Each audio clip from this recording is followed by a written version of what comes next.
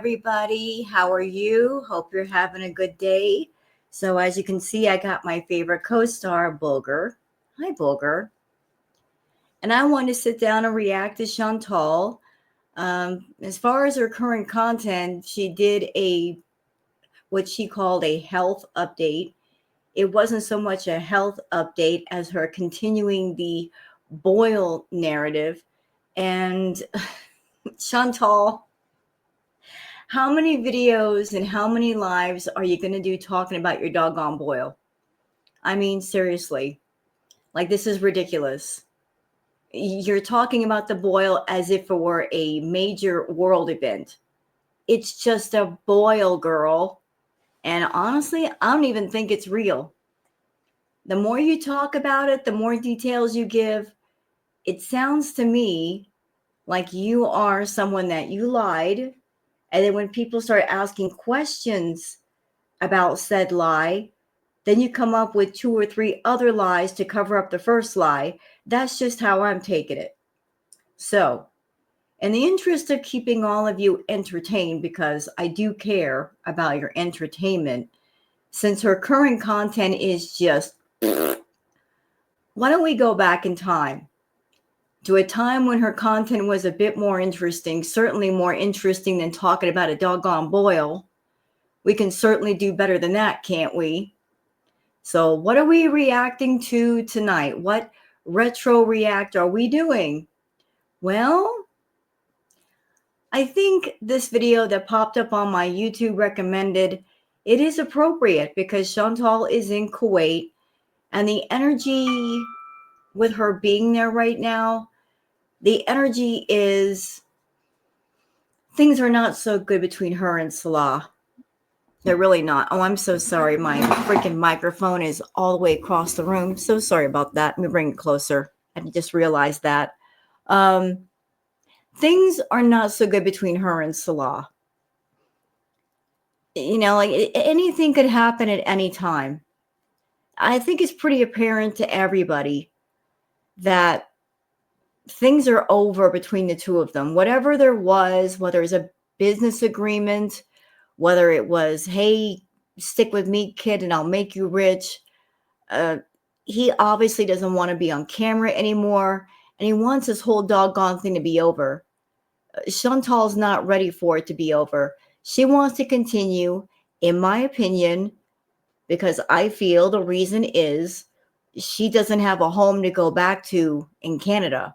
Although the home that she had in Canada really wasn't her home. It was the villa that Pete's put his name on, and he was the one that was on the lease and not her. She may have paid the bills and the rent, but he was the one that got into the place to begin with. So, considering the fact that maybe at some point Foodie might have to go back to Canada, and that might be coming sooner than later, I thought we'd sit down and do a nice retro react to show you guys, for those of you that haven't seen all of the older vintage footage of Foodie, just her attitude revolving around the people in her life and how she treats them, how she treated her boyfriend BB, how she treated her ex Pete's, like the gratitude that she gave him when he got her into the villa. Trust me, it's her attitude is foul. We're going to go over all of that just to give you guys some insight to parts of her character. Like, she hasn't changed over time. She's always been awful. Before that, though, how about we cover some of the current stuff? And let's just go on and get into the Twitter peeps.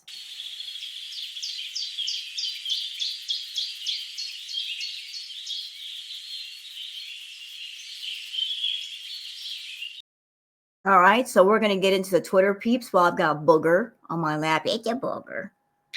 Baby. It's a baby. It's a baby. Yes. All right, we're going to switch on over. I can do Twitter peeps with Booger on my lap. All right, so for those of you that are on Twitter that you'd like to follow me on Twitter, there's my handle, Wild Girl Sarah. How about something fun? to start off with. Oh, what, I got cat hair on my face already. Thanks, Booger. Kitty Cat Empire, first meetings. Booger and her baby fine hair that sticks to my face. Why? I'm sorry. It's just getting worse. Can you get down, Booger? I'm making the situation worse. Oh my God. The more I try to wipe it off, the more it spreads. I love you, but okay. Moving on. Retro Toys and Cartoons says, look what she found in a secondhand store. Now, it took me a second to get this picture, but then I remembered that Prince had a song called Raspberry Beret. Raspberry Beret, the kind that you'd find in a secondhand store. So I got it. So she found a Raspberry Beret at a secondhand store. How cool. Now this person, Isaac French, what a creative idea. And man, did they just, they had a really good idea and they just went wild with it. Isaac French says, my dad bought this 120-year-old train car for $3,000. It was rotting, cat-infested wreck, but after 148K, excuse me, I'm so sorry, in 5 months of work, we redeemed it. Today, it's one of the most profitable and exclusive Airbnbs in the country. Here's how it all came together. And I'm invested because I was like curious, so we're going to go through the whole thing. So we're going to read the whole thread. I grew up in Ohio. A few winters ago, my dad got a call from an elderly farmer down the road. His barn was about to collapse and he needed help shoveling snow off the roof. When my dad arrived, his eyes lit up. Buried in that barn was an ancient, almost unrecognizable combination rail car, passenger, mail, and cargo. Approximately 20 cats had made it their home and the smell was almost unbearable. My dad always loved trains, and this discovery really got him excited. But how had it wound up there of all places? After some digging, we discovered that this car, 306, was built in 1906. In the 50s, when the local tracks were pulled up, the railroad decommissioned it, so a farmer dragged it 10 miles to his farm and used it to store grain and feed hay to his cows. My dad offered the neighbor $3,000. Deal, but now the tricky part. How to move a 61-foot train car down winding, hilly back country roads. The wood was almost completely rotten and the ground was slick with mud and snow. 2 months later, for $10,000, a local trucker hooked it up and towed the car to the hill my dad dreamed it would sit. And then the real work began. My older brother built a timber frame shed and platform around the car with a roof line that mimicked traditional depot architecture. This would be crucial for protecting the delicate car and reinforcing the train vibe. It was early 2020. And there's a picture right there of them working on it. With a pandemic sweeping the globe, it was the perfect time to dive into an adventurous outdoor project. So that's exactly what we did. My brothers and I each took on different parts of the work, tediously restoring every single piece of the car. We reimagined the space. Yeah, you did. Look at that. The mail compartment became a bedroom, the cargo area a bathroom, and the passenger space a kitchenette and lounge. All in, we spent $147K, and 5 months later, we finished the last details. We listed it on Airbnb, and bookings began pouring in, but then something unexpected happened. Just a few miles away in Deary, population 550, the old train depot, the very one this car had stopped at countless times, came up for sale. Wasn't worth much to most, and we pounced. You guessed it, we restored it too, turning it into a unique 3-unit stay, but it gets even better. While driving one day, my dad spotted an old caboose on the side of the road. A few weeks later, the caboose was moved to Deary, set up beside the depot, and transformed into another amazing stay. And just like that, this local Idaho train family is restored and reunited. and they're doing well with just doing all this stuff. So I read all this stuff to you guys because I just wanted to highlight just the creativity of some people. Like when those who think outside the box, when they're inspired creatively, like the things you can do, like the human imagination has no bounds. But I just thought that was cool. Oh boy. So Foodie Beauty makes a community post, and she put this up saying, a follow-up to my video on my health update. And this is courtesy of Kristen. I never said my diet and lifestyle is not a factor in my high blood sugar readings.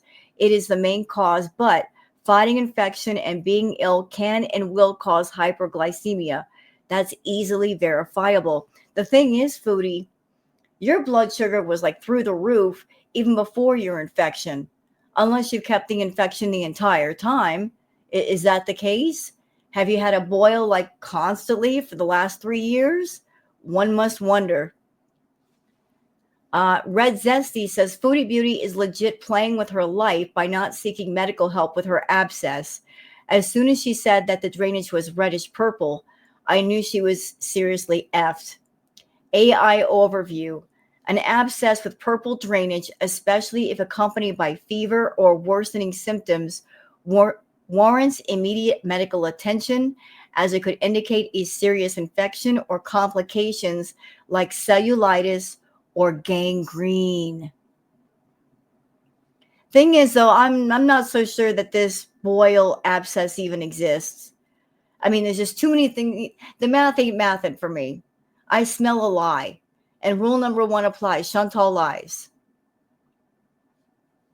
Okay, Julie says the smell is like as if turnips were rotting and festering in the sun for a week. She didn't go to the ER, took a hot shower, and the abscess burst. Hold on. Go back. Wait, where'd I go? Salah took her into the clinic in the morning. They gave her bandages and antiseptics. Fasting blood sugar 16.5. Okay, I got questions. So she didn't go to the ER. So she took a hot shower and it burst. Why? Why did it burst? What for? Not to be rude, Foodie is of a bigger size, and when she takes a shower, like it's because of her bigger size, it's hard for the hot water to even get to certain areas. So how exactly did the hot water get to that area? Also, if she's got an abscess or a boil or something that big, that serious, that looks like that, I don't think a clinic is going to treat that. That's not something like low grade. That's something that's meant for a hospital or the ER. If they see something like that, they're not just going to like give you some antibiotics and bandages and send you home. No, they're going to tell your butt to go to the ER. They will. They're not going to say, oh, you're fine now. You can go home. I don't think she went to the ER because I don't think she had a boil. I think she's doing all this for attention. I said what I said. All right. Enzinator says, cute dog that doesn't want to leave her owner's side even for a minute. Oh, puppy. Puppy's determined to cuddle. Like, let me just stay here. I want to cuddle with you. Oh, come on, Mom. Let the puppy stay. How could you say no to that face? Come on. Oh, don't be mean. I couldn't say no to that face. Tweet T says, this is the same person that said, I don't care who is left. If you go to somebody else's chats, leave. It's no skin off my back. Perfectly Imperfect says, Foodie Beauty admitting her views are low. Let's watch the clip. All right, if we get to 50 likes, I'll tell you the update. I got to start bribing you guys. You don't want to like my videos. You don't want to watch my content. You don't want to do anything. And you don't want to give entertaining content, so if you don't give, why should anybody else give? You're telling people, watch my boring content and only my boring content when you come on YouTube. And if you don't want to do that, if you want to go somewhere else, then you can't be here. The thing is, if people leave your channel, what exactly are they giving up? What is to be missed?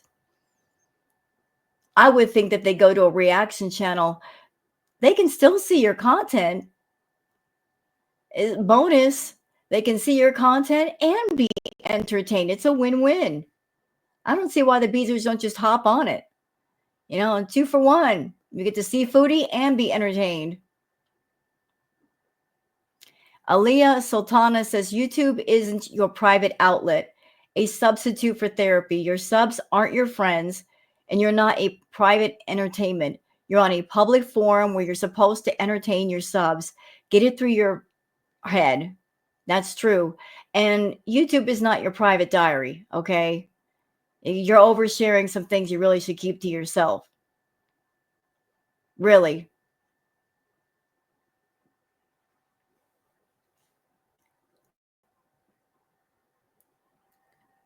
Oh, y'all, look at this. Content that'll heal your depression. You guys want to see a real cat loaf? There you go. So any of you out there that are bakers, look at this.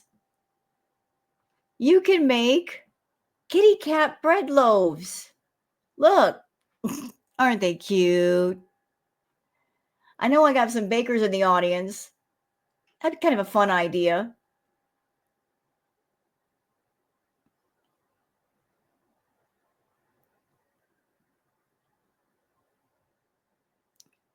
And see, all of this stuff is about boils. Okidal says, so she'll tell us all about pooping herself or her disgusting boil on her undercarriage bursting and what came out of it. But questions about her fake marriage scam are just too personal. And somebody left a comment saying, do you really need to go into such gross detail about this boil, smell, location on fupa, etc.?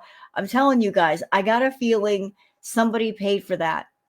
Somebody out there who's really sick, who's really disgusting, who's really nasty, they must have given her money for this to get on YouTube and gross everybody out. I'll bet you any amount of money somebody paid her for that.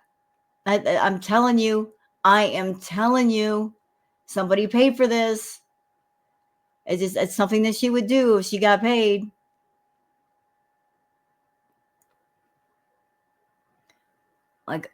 Yeah, she put out that video, and all you saw in the video was Julia, poor thing.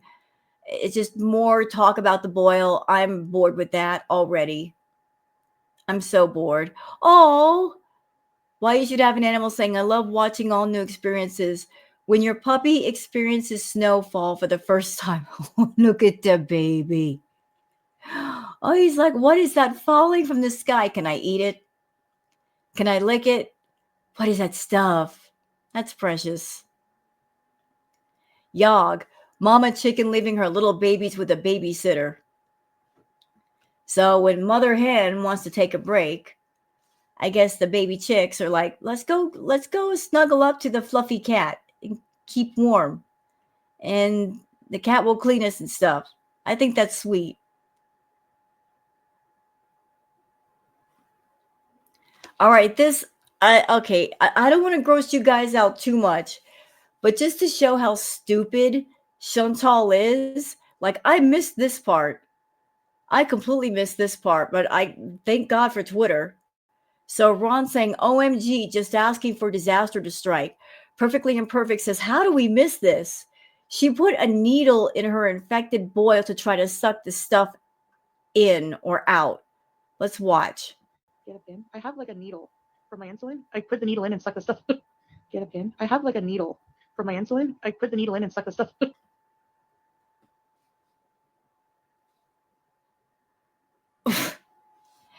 She used an insulin needle to puncture the boil and try to suck stuff out.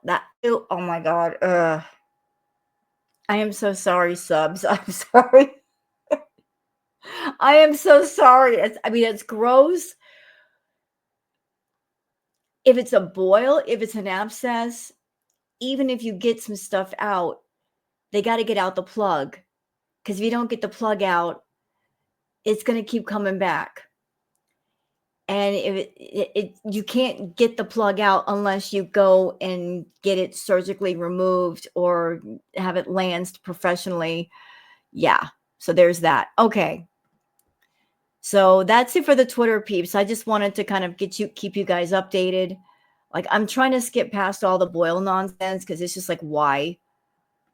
Like, does a Boyle really deserve 3 days of conversation? No. No. No, not really. We can go on with this. And so I'm reacting to this video courtesy of Truth Is, and I'll leave a link for the original video down below in the description. And there's all kinds of clips here from different time periods, but pretty much all the stuff you guys will be seeing.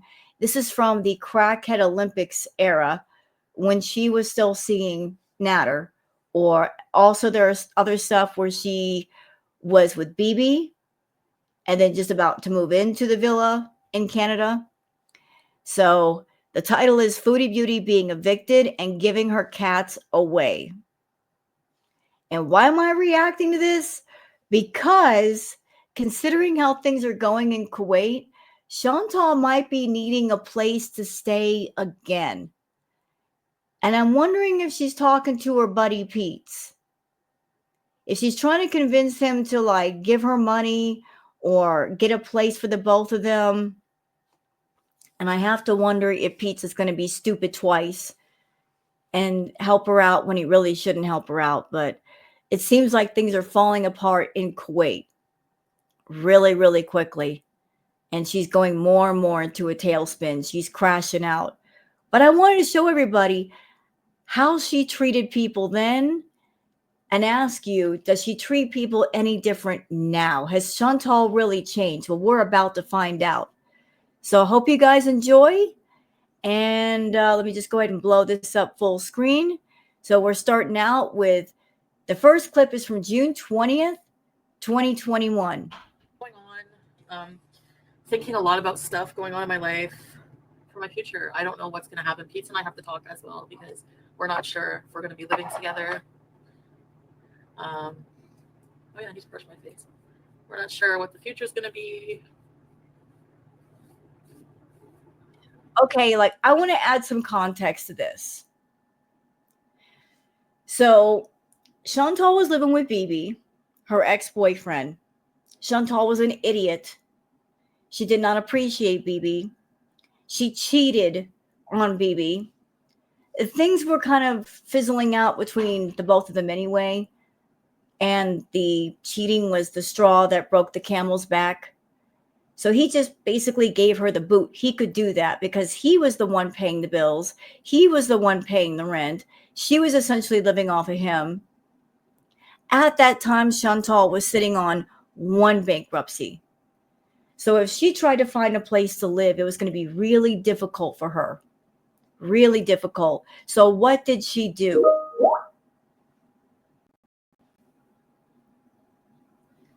One moment, please.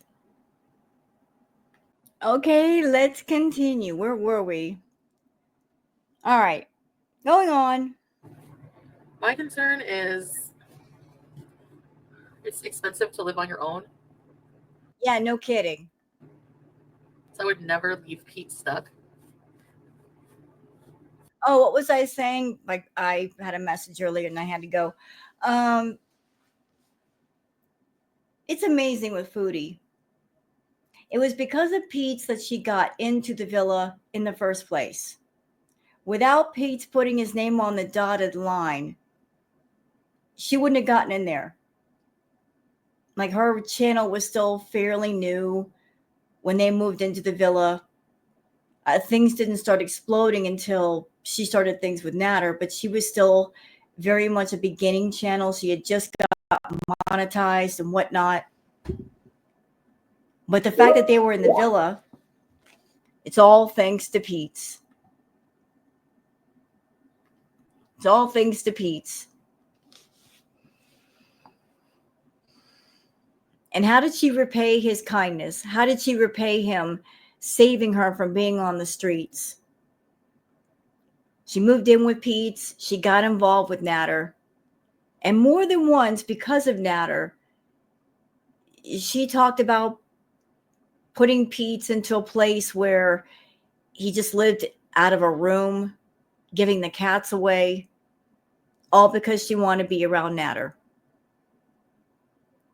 Like, I remember very clearly, I remember so clearly all the times that she would go to the park and sit and do her live streams and talk trash about Pete's to her VIBs, about how much she wanted to be alone and how much she would love it if she could just come home and he wasn't there and she could just have guys over and have wild sex all over the house. Yeah.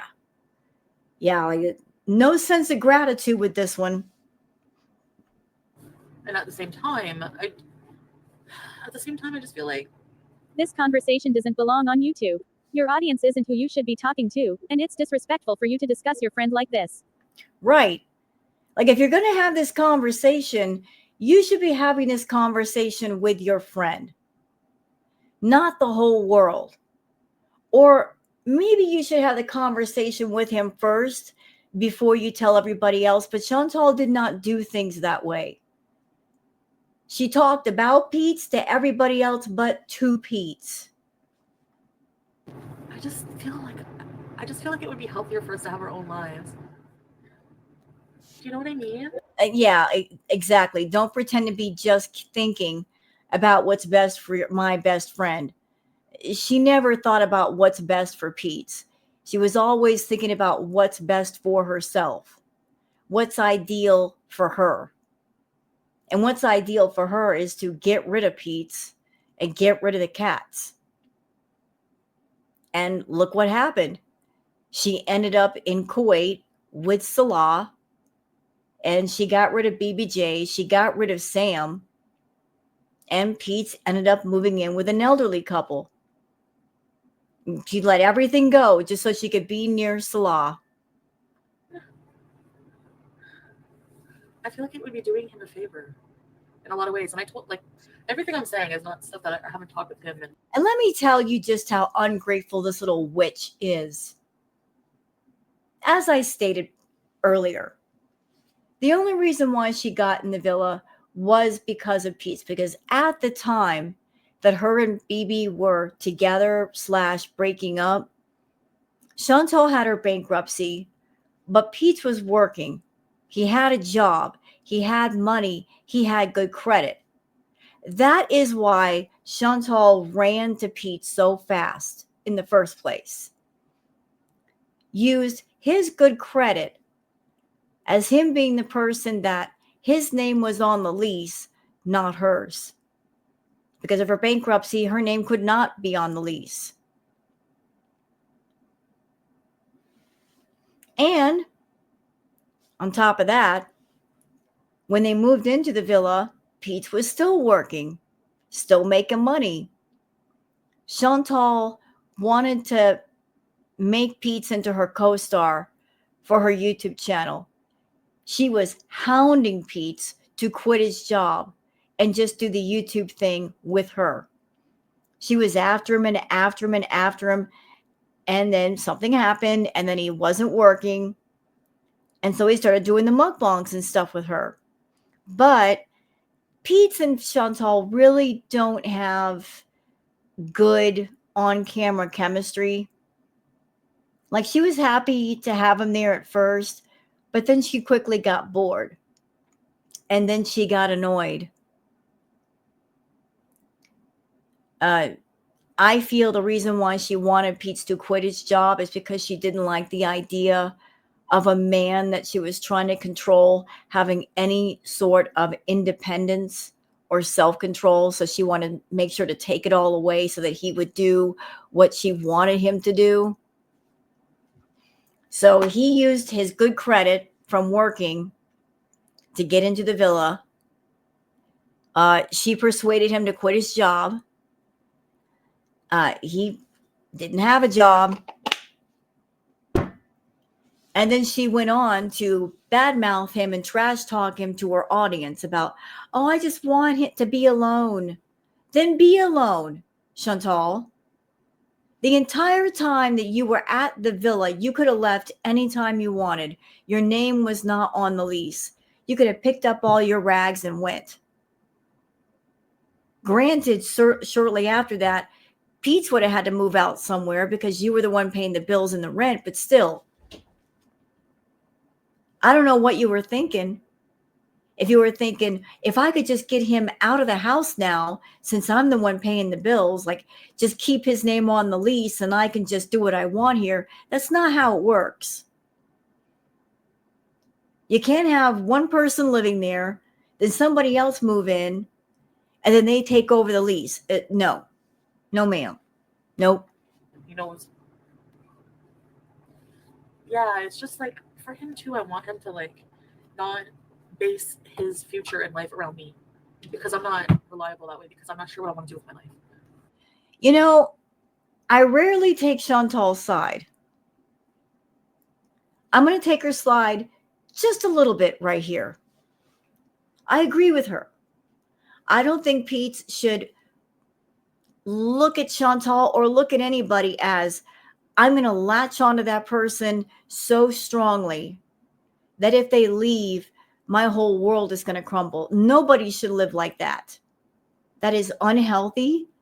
It's shaky ground. It's quicksand at best. But Chantal, the tables could also be turned around on you. Because look at the position you're in now. You're clinging so hard to Salah because that's the only place you have to live that you refuse to let go, even though you know you should go home. Your health isn't good. People are bored of the Kuwait arc. They hate it. Look what we've come to. We're talking about freaking boils, girl. Are you kidding me? We went from entertaining content to talking about a boil. Are you serious? You know you can do better than that. Your health is bad. You need to go home to get serious medical care. Salah can't stand you. You won't go home because you have no home. But if you know what? I take that back. I think that if push comes to shove, you could go back home and find a home somewhere. Even if your family members don't want to host you, you got enough money in pocket. You can get a home somewhere really quickly. You could rent a motel room. See, what's getting in the way is your pride. You want to keep this whole fantasy life going in front of people. And you don't want to change the picture. Well, guess what? The picture is going to change eventually. And the longer you wait, the uglier it's going to get. Whether you like it or not, you're going to get egg on your face from girl world. It's just a matter of time of when. It's not if, it's when. Protect peace. But that's the thing. If you're always coddling somebody and protecting them from life, they're never going to grow up. They're never going to get their own life. I just think it's healthier if I don't know, Astrid. I just do. Because I'm just like BFF, you know? This is how your relationship with him has always been, Chantal. Yep, true. Pete and Chantal, they have a codependent relationship. They reinforce each other in the worst of ways. They really do. And I'm just gonna put it out there. In my opinion, only, I think he's got mommy issues and she's got daddy issues. He's not looking for a girlfriend. He's looking for a surrogate mother. And she's not looking for a boyfriend or a husband. She's looking for a daddy. Yeah, I said it. She wants a father figure. He wants a mother figure. He wants someone to mother him, to take care of him, to take care of all the responsibilities so he can just spend his time in his room and not be bothered. And she's pretty much the same way. They've got the same issue, only faced backwards. They are codependent people looking for someone to be codependent on. They have no interest in being independent and standing on their own 2 feet and being adults. They don't want to grow up. They refuse to grow up. They got that Peter Pan syndrome where they want to be forever young and not grow up and have somebody take care of them. Well, those teenage years have been long past. And they passed by a long time ago. They're both like in their 30s and 40s. it's time. It's time to grow up. They're both grown people. It's time to grow up. You feel superior to him and you do everything for him because it's easier for you. It has nothing to do with him, and it's this willingness of his to go along with all of the things that you want to do that keeps you being friends with him for all this time. He is a convenience to you, nothing more. Yep. And she uses money as a means of control. And when Chantal's a narcissist, there's no such thing as a free gift or a favor from somebody who's a narcissist. If they do something for you, they want something back. And even if you pay them back, whatever it is that you borrowed, it doesn't matter. They're still going to bring it up forever. They'll throw it in your face every chance they get. There's no even Steven with a narcissist. They'll always come at you with a sense of you owe me, you owe me, you owe me, even if you don't. So, but I feel that it's probably healthier, for everybody to have their own life and just make their own life. But the reality at the same time is that times are tough right now. Yeah, I'm going to talk to them about it, Marissa, for sure. But that's what I mean. Like, am I going to be? I can't really travel because I have so many problems I need to think about. Like, you idiot! Like, I have the cats, but am I supposed to not ever travel? Like, Pam, should I give the cats back to BB? No. Hi, sweetie. Well, not BB Junes, but Sam. I'm just kidding. No, I'm just. Oh Lord, let's go back over that again. Like, I have the cats, but am I supposed to not ever travel? Like, leave it to Chantal that she gathers things to her, and then on a whim, when she feels it's an inconvenience or it's holding her back, she wants to get rid of it. Notice where her mind goes. Like if she's thinking about traveling, she's not someone that her mind starts with ideas of how can I take the cats with me? Or is there someone near me that can take care of the cats for me while I'm gone if I go on a trip? No, her first thought is I have to get rid of the cats. There are alternatives. If you go on a trip for a while, you can put them up in a boarding house.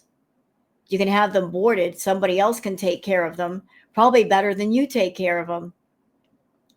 But her first thought is to eliminate something, to get rid of it, not to take care of it, not to keep it around herself, but to just straight up get rid of it.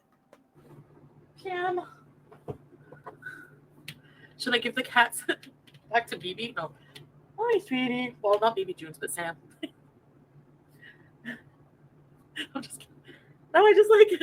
No, I'm just thinking of who, properly. I just feel like I want to do things that I'm not at home. It's not fair.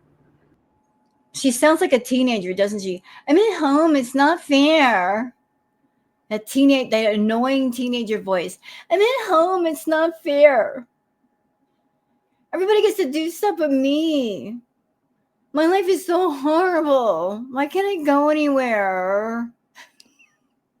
I know that's a horrible voice, but that's how she sounds. She sounds like a bratty, snotty teenager that needs to be sent to her room without her dinner. Chantal, you were in your late 30s when you did this video. Are you kidding me?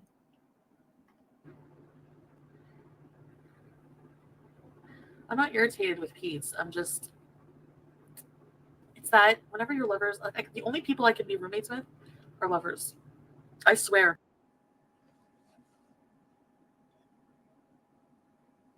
That's funny. You live with BB. Yes, you guys had a relationship, but you also did a video where you confessed that you and BB had not been physical in a few years before your breakup. Then let's talk about Pete. Yes, the two of you had a relationship for a while, but then when you moved into the villa with Pete, that was long over. You guys were no longer intimate together.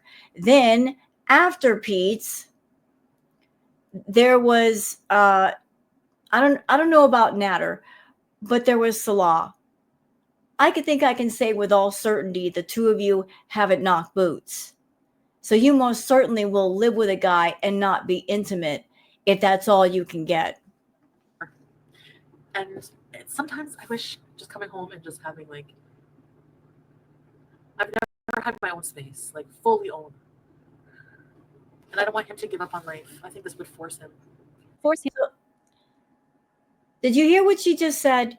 She's like, I wish I could just come home and have my own space. Chantal, you could have your own space. If you rent a place of your own, you could have your own space all day, all night, all weekend, all week. But you went to Pete's and said, hey, put your name on the dotted line. I can't put my name on there. That way we both have a place to live. And you would think, being in a position where you got a bankruptcy on your record and it's going to be tough for you to find a place, you're asking somebody else to be legally obligated to an apartment, that you'd be a lot more grateful. But here you are talking this way of, I wish you weren't here. Well, I bet he wishes sometimes that you weren't there. I bet when you were at the Canadian Villa with Pete's that there were many times he wished that you were not around. Like when life was a lot more peaceful when you weren't there. Him to what? To live his life in a way that you think is better for him. Some people are content living a quiet life with no outside influence. If Pete's is happy living alone with his cat, who are you to tell him he's wrong? Yeah, because that's basically the life she's living now. I mean, let's be honest. That is the life that she's living now. She's living in an apartment alone with Julia. So she put down Pete's for the idea of living alone with his cat, Timbit. Ain't karma a bitch? Easiest to live with. He's very easy to live with. And yeah, he makes your life more comfortable. Always your fallback guy grows. So that's exactly what Pete's is. I like to call him backseat Pete's. Backseat Pete's. And why did I come up with that? Because he strikes me as the kind of fella, he doesn't want to be in the driver's seat. He doesn't even really require being in the passenger seat up front. He wants to be in the back seat where he can just stretch out and look out the window and watch the road and the trees and the mountains and so forth go by. You know, like he doesn't want to be in control of anything. He just wants to sit in the back seat and enjoy the view. Backseat Pete's. You know, just taking it easy. Backseat Pete's. he's someone for the cats and everything. But I don't know what to do. That's why we have to talk about it. And I do think it's rude that you talk to everybody else before you talk to him. That is so disrespectful. I don't know. So, anyways, I kind of want to live in like a cute condo, you know.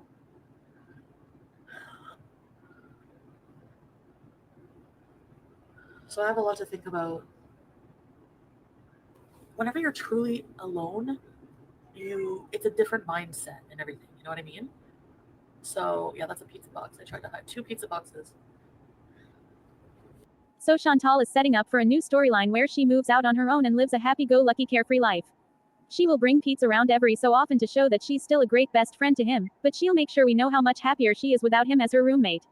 I'd like to remind everyone of how we got here, to this place where Pete's is somehow cramping Chantal's style and preventing her from living her best life. What we do here is go back.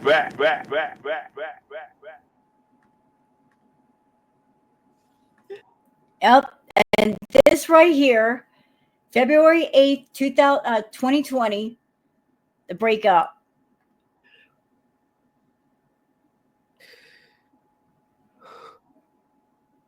My life just really sucks right now. BB dumped her. It happened long before she made this video of herself crying, but she tried to ignore it and hoped she wouldn't have to tell her audience that she no longer had her status symbol boyfriend. Finally forced to tell the secret, she pretended this split was recent. For extra sympathy points, and to distract anyone who might have pointed out that their relationship was over long ago, Chantal also shared an incredibly personal story and called the breakup her karma. I think what I'm... And can I just go on record as a saying, in my opinion, Chantal wasn't crying because she was heartbroken, because she loved BB, and the thought of leaving behind the man that she loved was making her cry. She wasn't crying about the love. She wasn't crying over him. She was crying because of herself.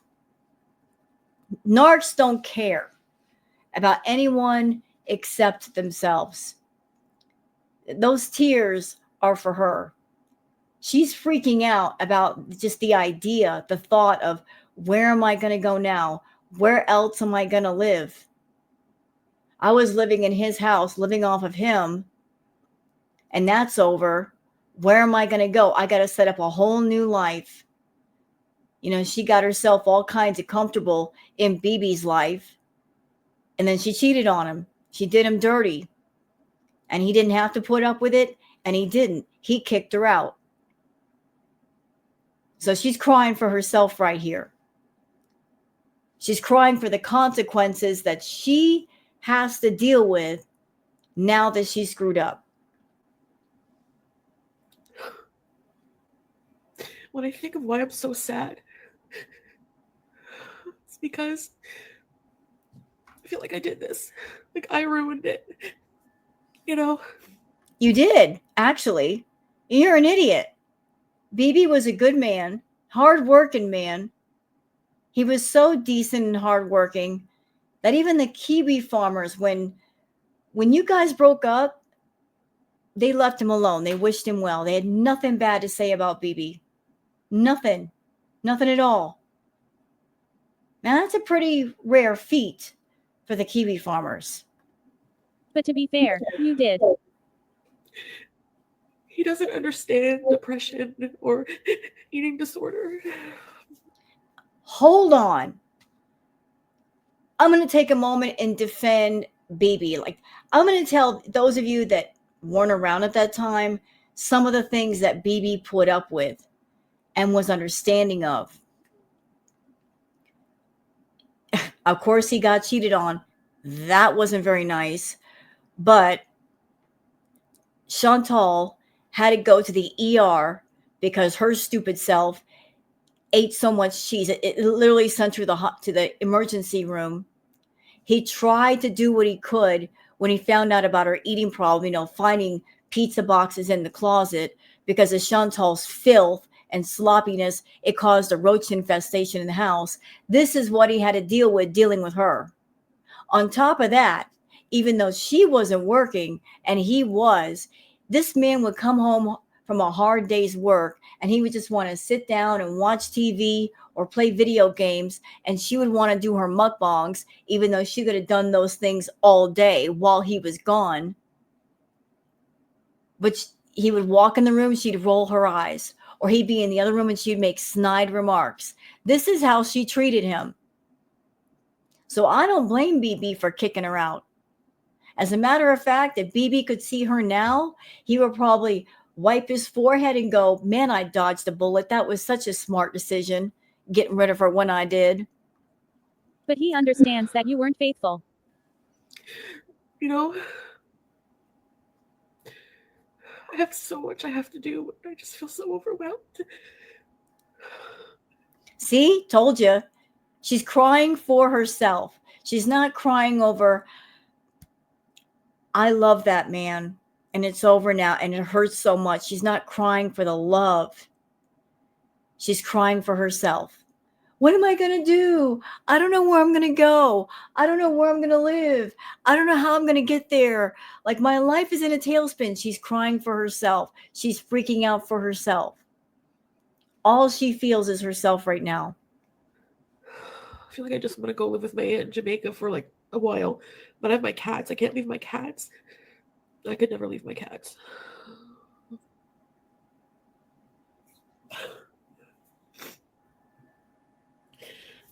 I want to share something else with you that I know I'll get a lot of hate for. I feel like it's karma. And just so we're aware, yeah, there's going to be some sensitive information she's going to be sharing with us about terminating your pregnancy. Just so we're all aware, though, just so we're all very clear, Chantal way oversharing certain details. This has been going on for years. Like, this is something she does over and over and over again. And then she gets mad when she introduces topics and then people start talking about said topics. And then she fires back with, I want my privacy. I need my privacy. Well, you don't keep things private, Chantal. You really should shut your mouth. Because I had an abortion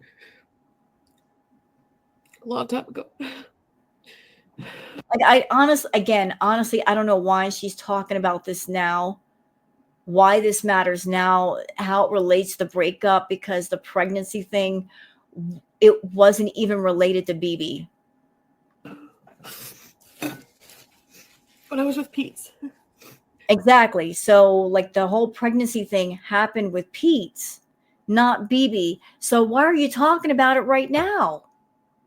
During this whole breakup thing, I mean, why are you tying the two together? And I didn't know what to do.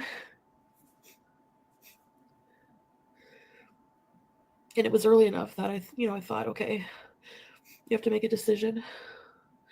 So I made that decision, and it haunts me to this day. I feel like, it's like karma. Unless BB provided the sperm, this story is entirely irrelevant and inappropriate. Exactly. It has nothing to do with BB at all. I don't really want to live alone. Boom. That was important. I don't want to live alone. Chantal does not do alone very well, and she doesn't want to be alone. I have been reacting to this woman for years. I have never known her to live alone. I have never known a period of time where she got her own apartment and she lived alone and she was just doing things independently. And given her health now, how she is in Kuwait, I don't think she's able to. She has to have a caretaker or somebody in the house in case something happens to her. And that could be the very reason why she's hanging on to Salah, because even though she's at the apartment alone most of the time, she can make a phone call if she needs him and he'll do stuff for her. So she's not completely alone. But Chantal just has this thing about, I don't want to be alone. I don't want to be alone. She needs validation of somebody being around at all times to take care of her. I might move back in with Pete as roommates. We were roommates before. We work well together. You could do videos with me. Yeah, he has a clean credit history for the lease agreement, and that's why she latched on to him. He's very supportive. Yep. You want to know how supportive he was?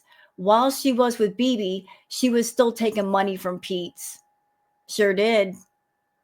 Sleazy hoe bag. Living with one man and taking money from another, rather than go out and make your own money. But I don't want you guys to think that it's going to be a couple thing, because we're not in love either anymore. I don't have any romantic attraction to Pete, and it's nothing against him personally. It's just the way it is. But we're so compatible as people. We're very the same in a lot of ways, and he loves cats. Can I just go on record as saying that Pete, he really does care about Chantal even to this day. And how do I know this? Because Pete knows all of her dirt. And she's done him so tremendously dirty. And he could easily get on YouTube and spill her dirt and make so much money. Out of all the men that have been around Chantal, he's got the most dirt. He knows where all the bodies are buried and in what order and in what location. You feel me? He knows all the dirty details. And he could make bank with what he knows. He could sit down and do a whole series of tell-all expose videos and make enough money to pay his rent for several months, all within 1 month. But he's loyal to a fault. and he won't betray her because there's a part of him that still cares for her. I don't know why. If he decided to do those expose videos, it wouldn't even be out of being evil. It would just be giving Chantal back some of the bad energy that she gave him. Like, she used him, she cheated on him, she ruined his credit, she put him in debt. If he did a bunch of exposed videos on her, it'd just be kind of like just a little bit of the get back that she deserves. Because she's always used Pete as a doormat to wipe her funkle feet on. And he lets her. And as long as he lets her, she's going to keep doing it. So yeah, I'll probably become roommates with Pete. And just to be clear, he is not my favorite person. I don't like Pete. I don't. In the beginning, I had a little bit of sympathy for the dude. But that was until his true colors started shining through. The way he treated BBJ was ridiculous. Grabbing her face when she had rotted teeth and saying no mercy. Pete, you can burn too. Right next to Chantal. But right is right and wrong is wrong. And we're here to tell the story. So I got to point out who's right and wrong here. Because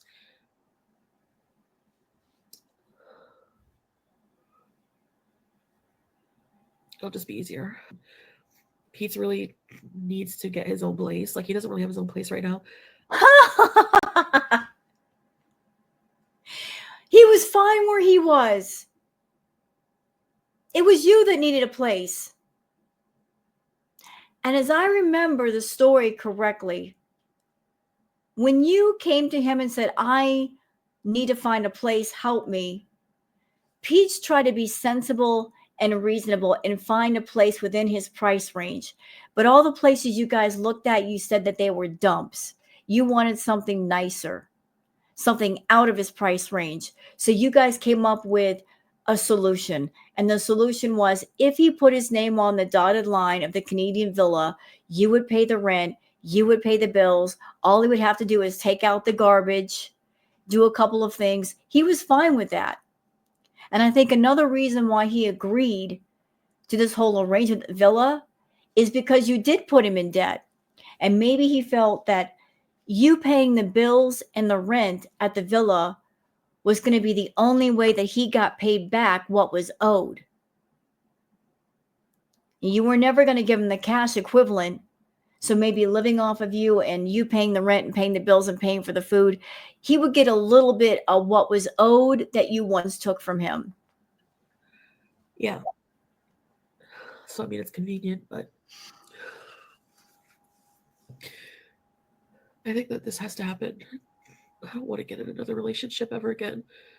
I said that after pizza, that I fell in love like right away with Pete. That's because you don't fall in love, you fall in lust. You get crushes, you get infatuations. Those are real easy and real quick to get. Really fast, Chantal. Really fast. You're like a teenager. You don't slow down. You don't get to know people. You want real love, you have to get to know the person that you want to spend the rest of your life with. You got to know who they are, what they like, what they hate. You got to know their good moods, their bad moods, their grumpy moods, what they like to eat, what they like to drink, how they sleep in the bed at night. There's a million different things you have to research. You don't take the time to get to know people, then you wonder why things fall apart. You'll just take anything you can get. So when her world fell apart, she turned to Pete's. But notice she has to point out that she isn't attracted to him, because heaven forbid anyone thinks she could be with a nerd like Pete's. And the crazy thing is that somebody on Twitter, they took half of Salah's face and half of Pete's face and put them side by side. They matched. You know, it's just the same features, literally the same face and the same features on both men. There's a reason why we call Salah Kuwaiti Pete's. He's got the same exact face. Also note how she says he needs to move out of the place he's currently in. This theme of Chantal doing Pete's a favor by living with him still continues. I had some having sushi. Don't have much of an appetite, so I'm just gonna, I was a craving for sure, and for some reason I'm craving it. Oh boy, the freaking cravings again. She craves everything. I'm not really hungry, but I'm going to get all this sushi. Girl, what? eggs. I don't know why. So let's dig in here. I'm so hungry. Wait, you just said you weren't hungry. Just give me time to organize everything and find a good place with Pete. And because BB's sister is going to come back, I think, from Africa in April. And they're probably going to stay here for a while. I think Peach will be good to live with now. I know a lot of people think that Pete and I make a good item. We really don't romantically. Just because you make good friends. We're good on a human level with each other, but it's not romantic at all. I don't know. I always say that, but it's pretty much just platonic. Well, we have love for each other, but not romantic. And you know another crazy thing about the two of them living together, Canadian villa?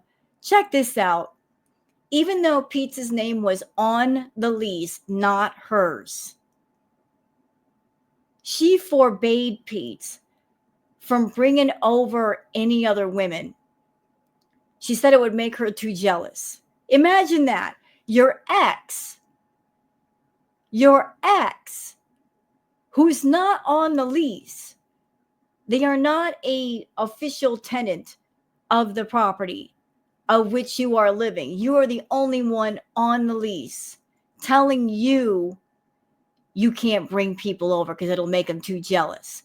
They forbid you from bringing people over. And yet this trash bag had the nerve to bring Natter into the house more than once. It was perfectly okay for her to bring Natter to the villa, have him spend the night, making Pete feel very uncomfortable. And Natter was not nice to the cats. But God forbid if Pete brought a woman over, oh, that would just make her too jealous. Insane. It's okay if people don't understand that, but it is what it is. This video was posted the day after her crying breakup video. She's quick to point out that she won't be dating Pete, which is an odd thing to be thinking about the day after having your heart broken. And if the audience was asking about it, she could have ignored it instead of commenting on it over and over.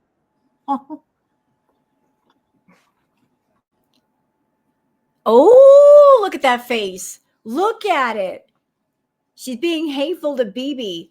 So I guess he was in the house that day. Yeah, that's some passive aggressive stuff right there. Like talking about another man while your current man is still there. That is something that she would do. Look at her cutting those eyes over there, like the bombastic side eye, baby. That's it right there. There's an example. Honestly, I can't wait to move out of here. Oh, he is there, and she just said that. You know what? And I'm sure BB felt the same way. I can't wait for you to move out of here. You want me to help you pack your bags? Can we start now? I'll load up your car if you'll leave that much faster. Like Chantal, it does no good to hurt people the way you do.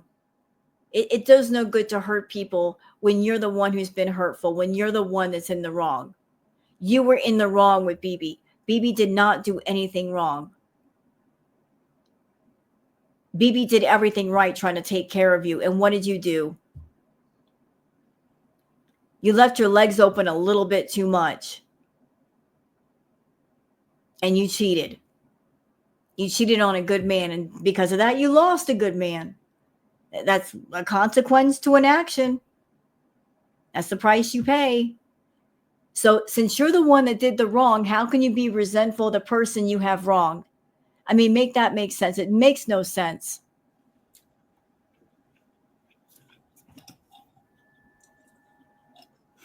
And I'm going to buy myself. Well, Pete and I are going to like split on common stuff, like living room stuff. I have a TV already. So we have 2 TVs, flat screen TVs. So I'm going to keep mine. And then we're going to be, Pete and I are each going to have our own rooms. So most of the time, you know, you'll be seeing him probably in most of my videos. I don't know if you want, he might do like mukbangs with me. I'm going to force. Yeah, until you get jealous and paranoid that he's more liked than you by your audience. Yeah, I remember in the beginning when she brought Pete's on, People really liked Pete, and they liked him doing the mukbangs with Chantal. And Chantal did not like the fact that Pete got more attention. And she really didn't like women in the audience trying to talk Pete up, even though, as she said, she was not attracted to him. They were not intimate. She should have been fine with women talking up Pete. It made her nuts. And why? Because she's a control freak. You see, if she wants control of Pete, if she wants him under her thumb, if another woman comes along and talks to Pete and gets his attention and pulls him to the side, she doesn't have control of him anymore. Him to eat healthier. No more microwave meals, Pete. Maybe Tinder date vlogs. I'm kidding. I'm not downloading Tinder. No, I'll just download everything else and I'll show my boobs on Facebook for free. I don't want to date or like think about men for like ever. And yeah, Pete and I are gonna split everything. It's gonna be a lot easier on both of us. And why not? We make good roommates, you know? And no, you don't make good roommates. Two codependent people with lots of bad habits do not make good roommates. And it'll be less lonely for both of us. Speak for yourself. Pete is good with being alone. You not so much. You're the one that needs somebody around all the time. We're gonna make some like rules about dating and stuff. About Excuse me, what? you can have somebody over if he wants. I don't know. Did y'all hear that? We got to go back to that. Pardon me. Let's bump up the volume just a little bit more. Now remember, his name is on the lease, not hers. So I would think if anybody has the right to bring somebody over, it's going to be him. She's essentially a guest in the house. If she's not a tenant on the books, she's a guest. And she's over here trying to be bossy before they even move in and say, well, we're going to have a talk about if he can bring people over. Biatch, the nerve of you. It's going to be a lot easier on both of us. And why not? We make good roommates, you know? And it'll be less lonely for both of us. We're going to make some like rules about dating and stuff. About, you can have somebody over if he wants. I don't know.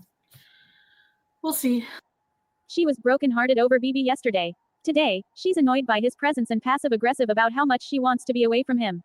She's making big plans, and not a single one materialize. She's still speaking fondly about Pete's, because at the moment he's her ticket out. True. So brokenhearted about BB, and yet she's already trying to lay down the law with Pete, even though she's not attracted to him. What? When I broke up with Pete, it wasn't as bad because I was already in love with BB. Yeah, that was completely screwed. That whole situation was screwed. Absolutely screwed. So she started off with Pete's, and she kept cheating on Pete. And Pete was so desperate to keep her in his life, he actually told her, look, sleep around with whoever you want, just don't leave me. And she ended up leaving Pete for BB. And then while she was with BB, she kept getting money from Pete. Pete was an idiot and kept giving it to her. And then, I guess to be spiteful, to get back at BB, she filmed a video where she was in a hotel room with Pete. Like she was just like acting like, oh, I'm a bad girl.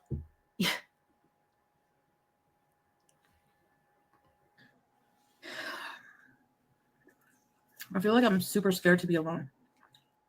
There's that being alone thing again. She just can't be alone. It would do you some good to learn to be alone, Chantal.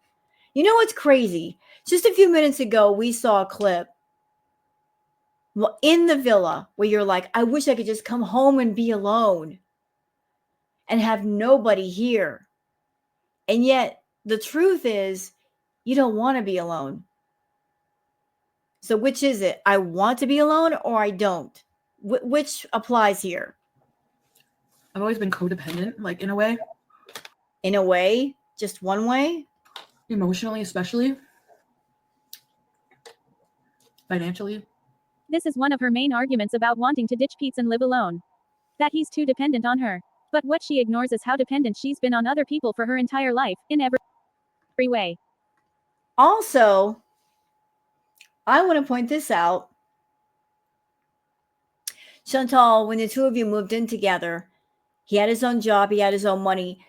You were after him to quit his job. You wanted him to quit his job. You were pushing at him to quit his job. You wanted him in a position to where he had no money and he depended on you. You wanted him codependent on you. You wanted that. You wanted that codependency. And then later on, you're going to claim that you don't want it. You're resentful of it, and yet you were promoting it. Pardon me? Like you search for people to take care of you, and he searches for people to take care of him. You guys are so much alike that way. You're both just overgrown children. And I can't let it get out of control because when I move in with Pete's, it'll be so easy. It'll be so easy. Yeah, you know why? Chantal, her personality changes depending on the guy that she has in front of her and what they let her get away with. When she was with BB, she had to straighten up her act. And she knew it. Like, she couldn't go days without bathing. She kept her nails done, had her makeup on, had her hair done, all of it. Because BB was not going to put up with that sloppy, nasty mess. Not the way that Pete's did. You can always tell the perimeters, the boundaries of whatever man she's with and what they'll put up with based on the way that she behaves and the way that she dresses and the way she presents herself and in the house that she's in. Like there's so many tells about the dynamic going on. With BB, she had to look pretty much normal, had to keep herself clean. With Pete's didn't care, and Pete's wasn't going to get on her, so she lost all control. Natter, in the beginning, she cared about her appearance a little bit, but then she just kind of like fell to the wayside. Salah, she cleaned up a little bit for him. So she figures out pretty quick when it comes to the men in her life, what they're okay with and what they're not. And she operates within those perimeters. And I know that, so it'll just, even living alone would be easy because you're completely alone with food, nothing but food, and that's how she defines her world. I'm be alone with nothing but food, even though you can fill your world with things other than food. I have to really watch it. I have to find something else to turn to because before I know it, he'll be hosing me down or washing me down with a rag. And I don't want that. How ironic. She's almost at that point now where that is probably what's going to happen. Someone's going to have to hose her down because she can't really bathe herself. I have so many mixed feelings. A lot of them guilt, because if anything will give this situation and hardship meaning, is coming out of it better. Like, I'm only moving April 1st, so anything can happen from now until then. She knows how to manipulate everyone in her life, and she does whatever she has to in order to get what she wants. Chantal cares about herself and herself only. The driving force in her life is her own comfort. The pretense of being a caring person is just another manipulation technique she uses to get her way. Pete truly cares about her, and that's the biggest mistake he's made. She knows it, uses it, and exploits it so often he wouldn't notice unless she stopped. So does this mean you're going to be in my videos all the time? More often than I am now, I suppose. This is her putting pressure on him. See, the mukbanging thing is her thing. It's not his thing. But she doesn't want to be alone, and she doesn't want to do the mukbangs alone, and she needs a co-star. So she's like, Pete, let me just put the pressure on you to be in my mukbangs. Like, the mukbang thing was completely all her, not him. Mukbangs at home.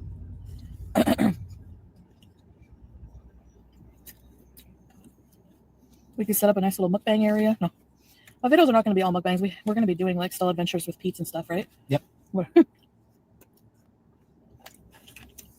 And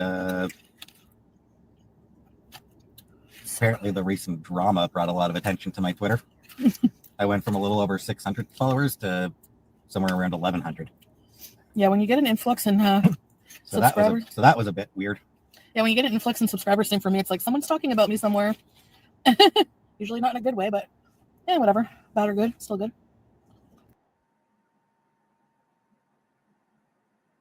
The drama was over these tweets made by Pete's in 2017. They were exposed. Oh, wait. Back up. What was that? I need to know. I went from a little over 600 followers to somewhere around 1,100. Yeah, when you get an influx in subscribers. So that was a bit weird. Yeah, when you get an influx in subscribers, same for me. It's like someone's talking about me somewhere. And just so we're clear, Pete's, he has passive aggressive ways just like Foodie. He does. He's very passive aggressive. And if he cares about Chantal, that passive aggressiveness works against him because she only respects men who stand up to her. If you are a man and you do not stand up to her and she can walk all over you, then you lose her respect real quick and you're not going to get it back. You know, he's just trying to be the quiet, passive guy to Chantal, like whatever you want, Chantal, but not understanding that him being that way is why she doesn't respect him, because she looks at him as being weak. So he gets angry at her, but rather than walk up to her and say, I am angry with you and this is why, he'll do things to get back at her. Things he can't get in trouble for. Usually not in a good way. Yeah, whatever. Bad or good, still good. So here are the tweets. It's been 6 years since someone broke your heart and you're still giving them money. Whoa. And he's talking about her. The drama was over these tweets made by Pete's in 2017. My fiance broke up with me 6 years ago. We started off as friends before we dated. So we stayed friends when we broke up. He's talking about her. They were exposed right after the breakup and put a spotlight on the things many had suspected about the relationship between Chantal and Pete's. In the past 6 years, she's borrowed tons of money, only rarely paying anything back. And unfortunately, I'm bad at saying no to her. Yeah. And someone like Chantal, you've got to tell them no. You've got to cut them off, because if you don't, they'll keep coming back and coming back and coming back and taking more stuff, and they'll never give anything back to you. They'll never return and go, oh, by the way, here's $50 out of the amount that I took from you. I'm paying you back a little bit. Nope. They'll just keep taking and taking and taking. So this is him on his Twitter saying that over the past 6 years, she's borrowed a lot of money and rarely paying any of it back. Peace and light to the Kiwi Farms for these screenshots. So I just gave her another $200 for her crappy cat who sucks. This is him being angry. He's not angry at the cat. He's angry at Chantal for borrowing money.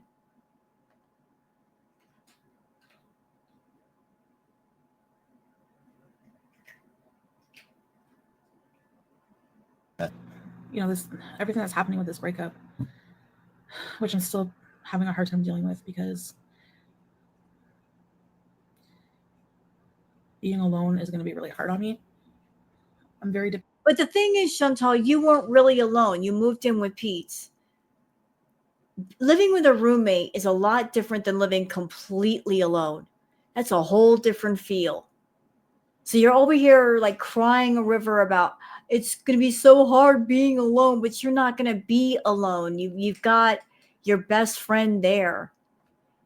Therefore, it's not going to be that bad. dependent emotionally. And I'm going to be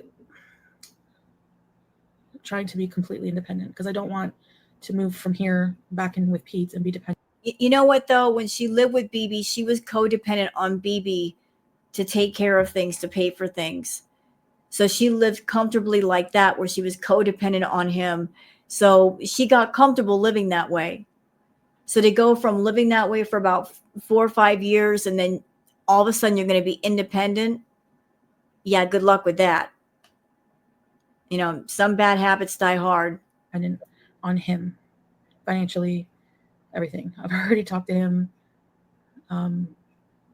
He knows my struggles. He realizes it more now because I've opened up to him a lot more about it than when we were living together. So he won't be fetching me junk. He won't be lenient. I'm going to be paying my half of everything. I don't want to do that to him. I have been more financially dependent on him in the past, but now I just want to be completely independent. And that's a big, big change, but I think it needs to happen. Like, it really needs to happen. So you're not Peter Pan, so yeah, it does. So her making money on YouTube and paying for things, it wasn't about her striving to be independent. It was her using the money to be controlling and get her way in whatever she wanted. Anyway, I know the key to not going into a deep depression when I move out is keeping our place really clean, organized. How about going to therapy? You need therapy. It's going to be a fresh start, fresh apartment. It's on the top floor, so hopefully there won't be too many bugs. I'm like an F5 tornado. I've done a lot of destruction. And you still do. This is Chantal. She has some self-awareness about herself that she is like a tornado, that wherever she goes, she causes destruction. And here it is, 2025, like 5 years later. She's still causing destruction. She hasn't stopped. She's not on solid ground.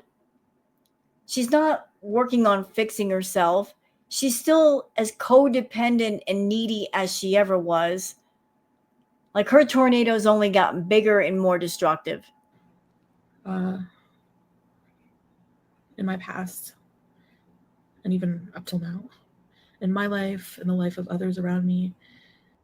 It sounds like she has taken time and reflected on the awful ways she's treated the people in her life. Like she's ready to change those toxic behaviors and be a better person to those she cares about. But Chantal lies. Yep, rule number 1. It's in an area that I've always wanted to live in the suburbs. So it's a bit more expensive, but it's actually still affordable. You know what I mean? We'll just have to be frugal, that's all. But it's a terrace home, and I've never, I know what a townhome is. It's kind of like that, but a bit different. So it's new to me, but apparently it's really, it looks really nice. And what I love about it is it has a washer and dryer, in the apartment. It's a 2-bedroom. It's very big. There's a little backyard space. Yeah, and she'll never use that. And she's sitting here bragging about the Canadian villa.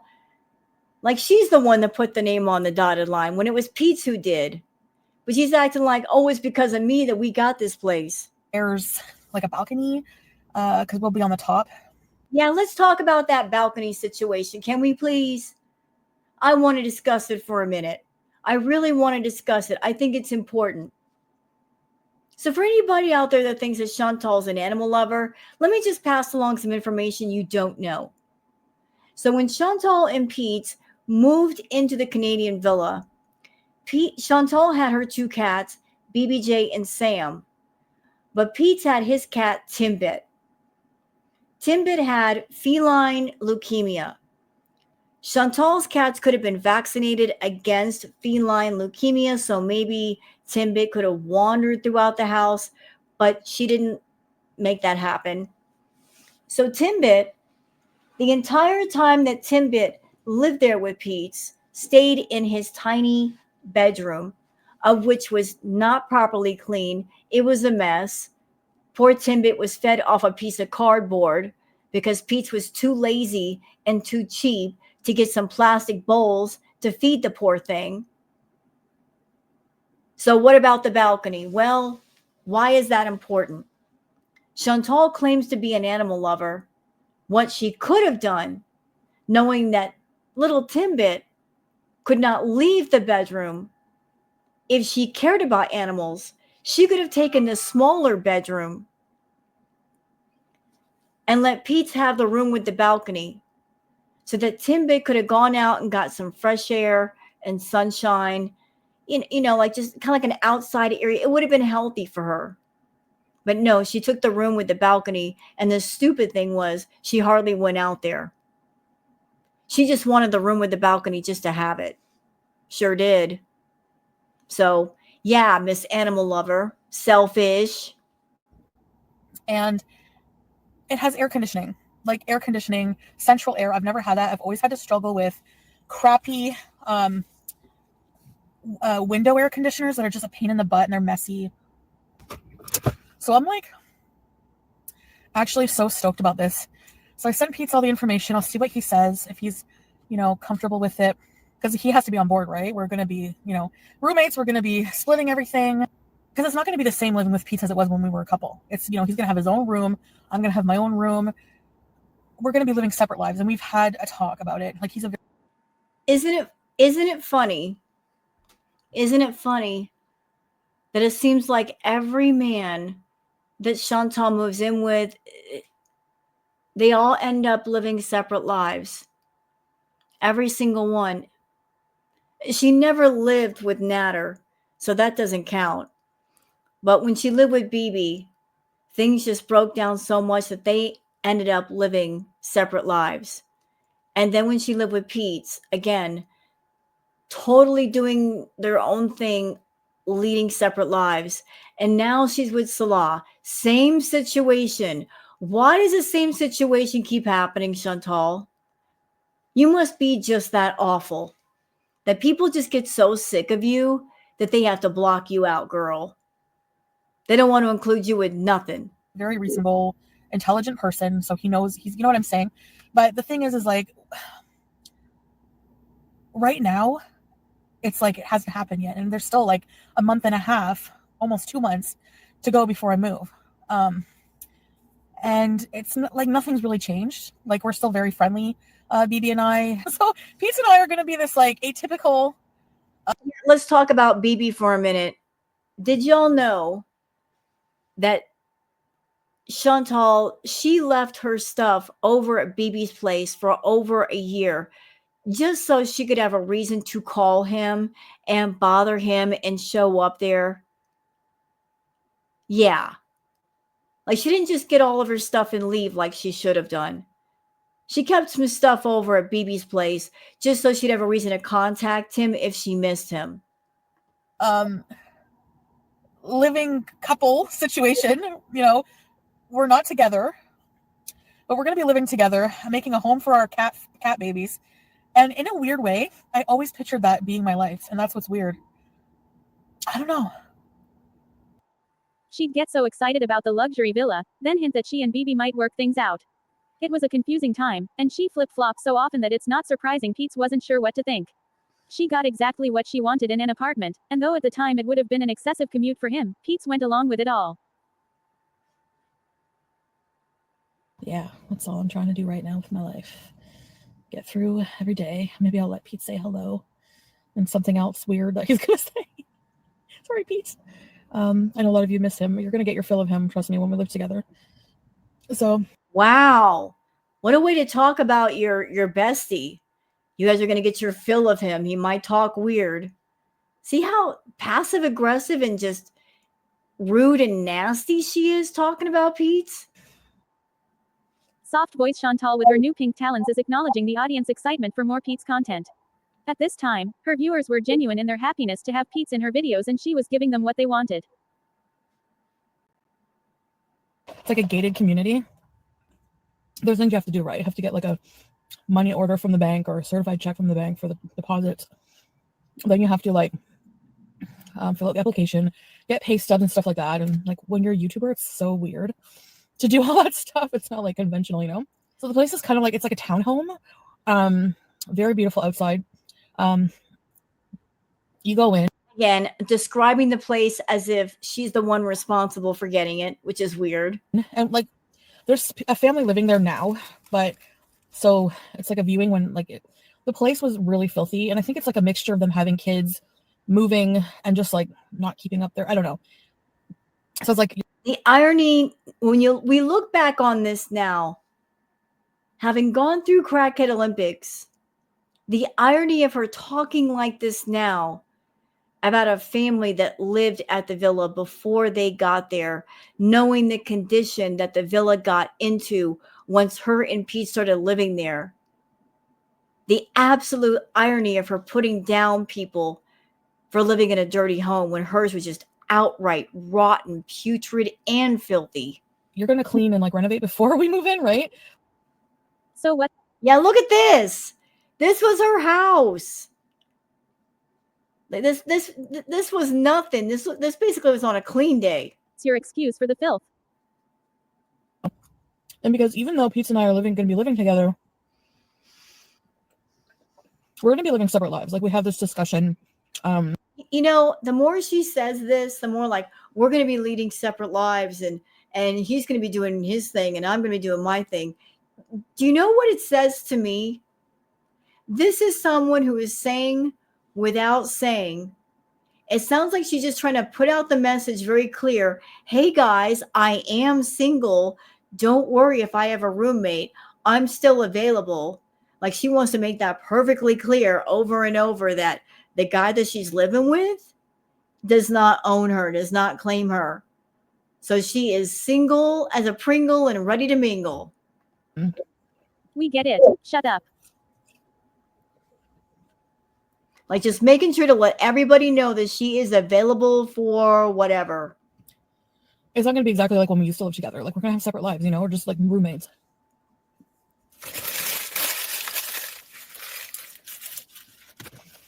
Someone to share the bills and we're going to hang out. We're friends, you know, but yeah. Anyway. Sex kitten Chantal is making a comeback. She's putting Pete's in his place with her audience, and further cementing in their minds that Pete's is a cuck who doesn't need to be respected.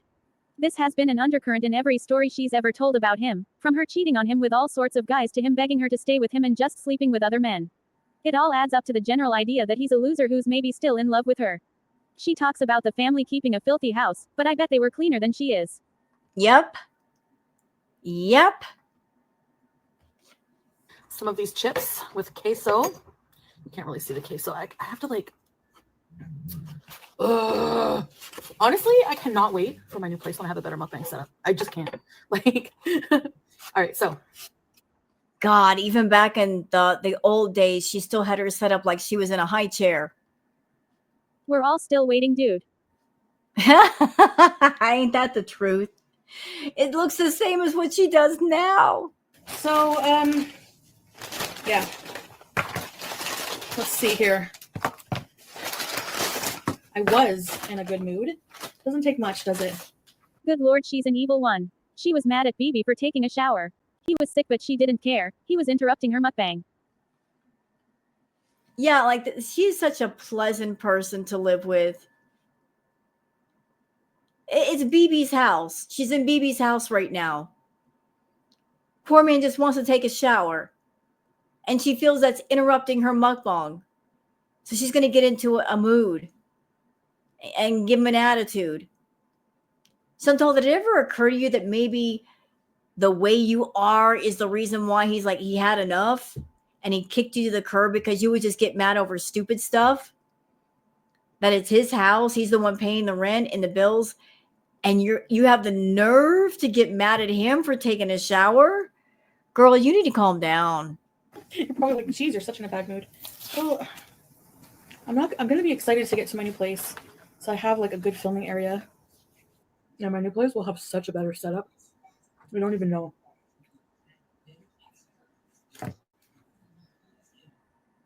I apologize in advance for the next part. More excited. I know I've been asked, like, what do you think it's going to be like living back with Pete since he's my ex of many years? Shut up. It will be different than when we used to live together. There's not going to be that same affection, obviously, but... Shut up.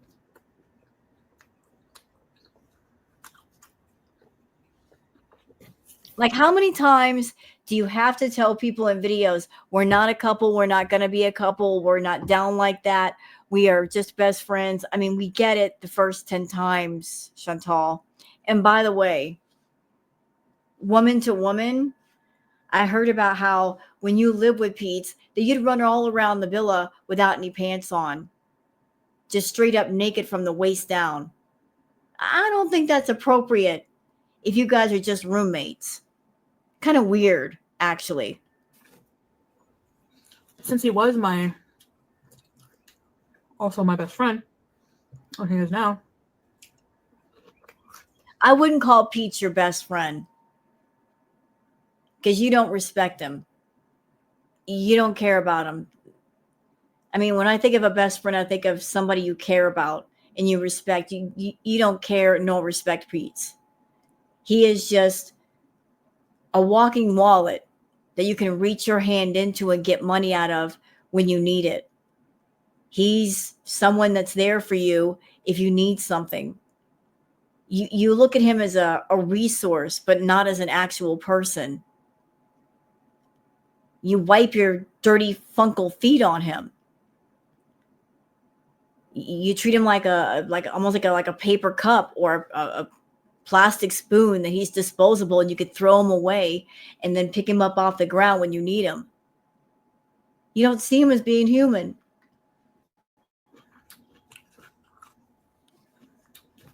It's going to be similar in the sense that we're going to be hanging out all the time, doing things together. He has a Nintendo Switch I really want to play. So even though you have money and you can go out and buy your own Nintendo Switch, this is you using his stuff. That's so you. So we're going to be doing things together.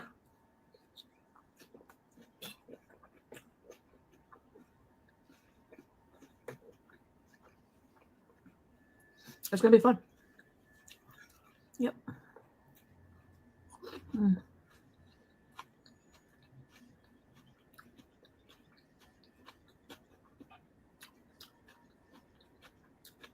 That was repulsive and I'll never understand why people watch it. Me neither. He's in the other room talking, but when I have my own place.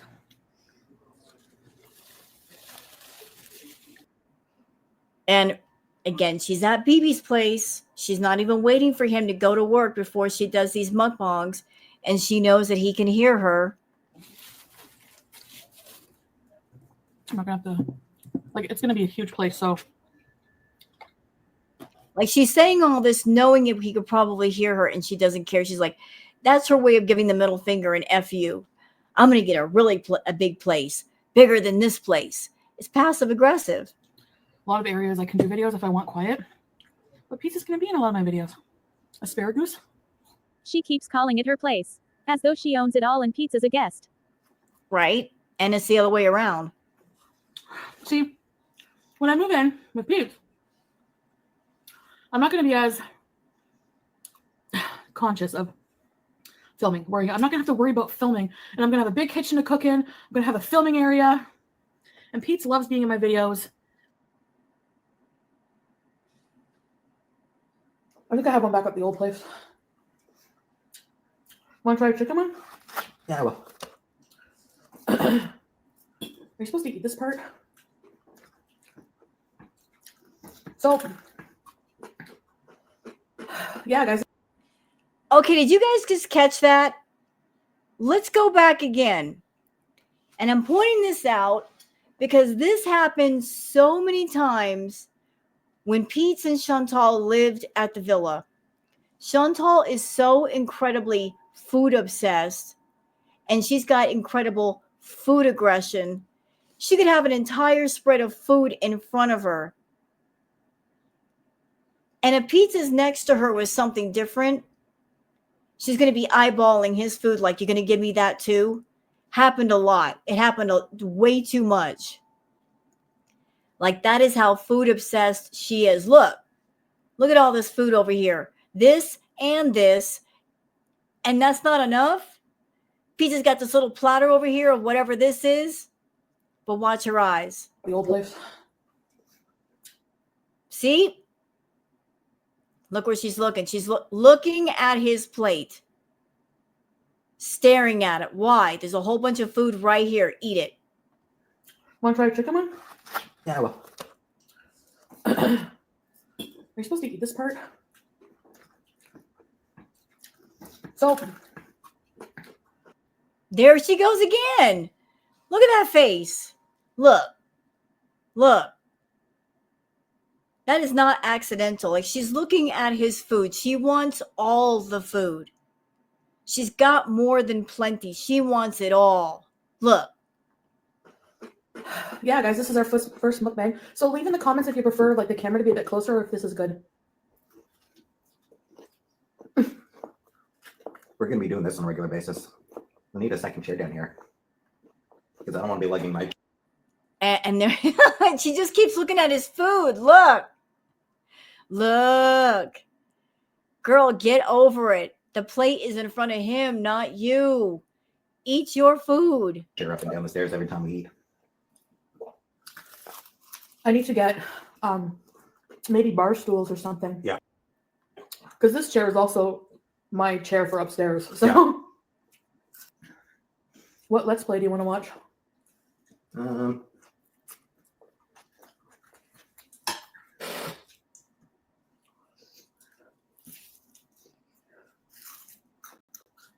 You see, like, she wanted him to come on camera. She wanted him to be kind of like her mukbang co-star, co-pilot, whatever. And she didn't stop and talk to him and find out, does he have the right energy that I'm looking for these mukbangs to make these videos take off? All she knew was he's a roommate, he's a man, he's here. I want someone to do mukbangs with me, so I'm going to pull him onto these mukbangs with me, even though we might have some awkward energy between us. Clearly, you guys can see that mukbangs are her thing, not his thing. He'll be very happy to sit there and eat a meal, but it's not like he's obsessed with food the way she is. Trying to think of one that those guys we both enjoy.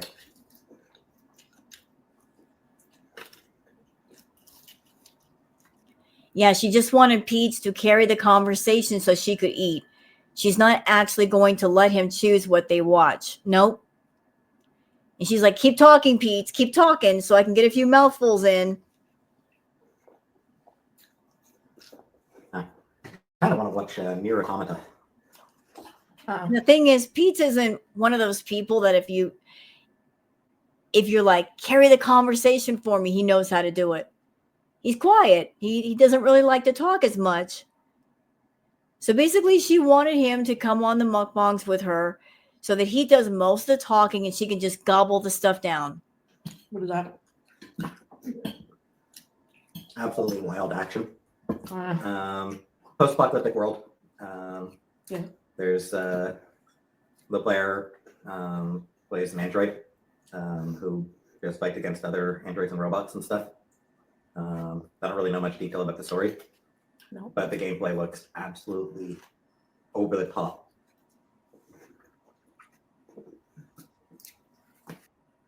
In the new place, and more disgusting than ever. She and that chair are permanent fixtures in front of the fridge, and Pizza's there to fill the role of speaker so herself can just gorge. Things get so much worse, somehow. Yep, I remember. Chantal would do her live streams and also do her videos in the kitchen, and she would have the office chair parked right in front of the fridge. It was almost like she was guarding the food. Like she wanted to be right next to the food. Her obsession with food is so bad, she had to be right next to the refrigerator. That's insane.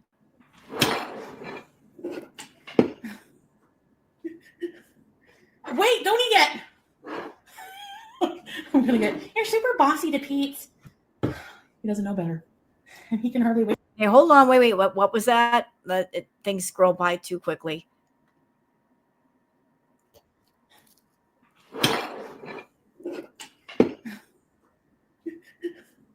Wait, don't eat.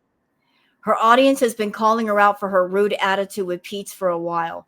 Yeah, like every guy that she's around, there are different phases that she goes through, and she goes through the same phases with each man. Phase 1, she's infatuated. She's excited. She's like a schoolgirl with a crush. She's happy. She's giddy. Phase 2, the new car smell is starting to fade off. She's not as happy. She's not as excited. You know, like the new infatuation is kind of gone. Stage 3, The infatuation has completely faded away.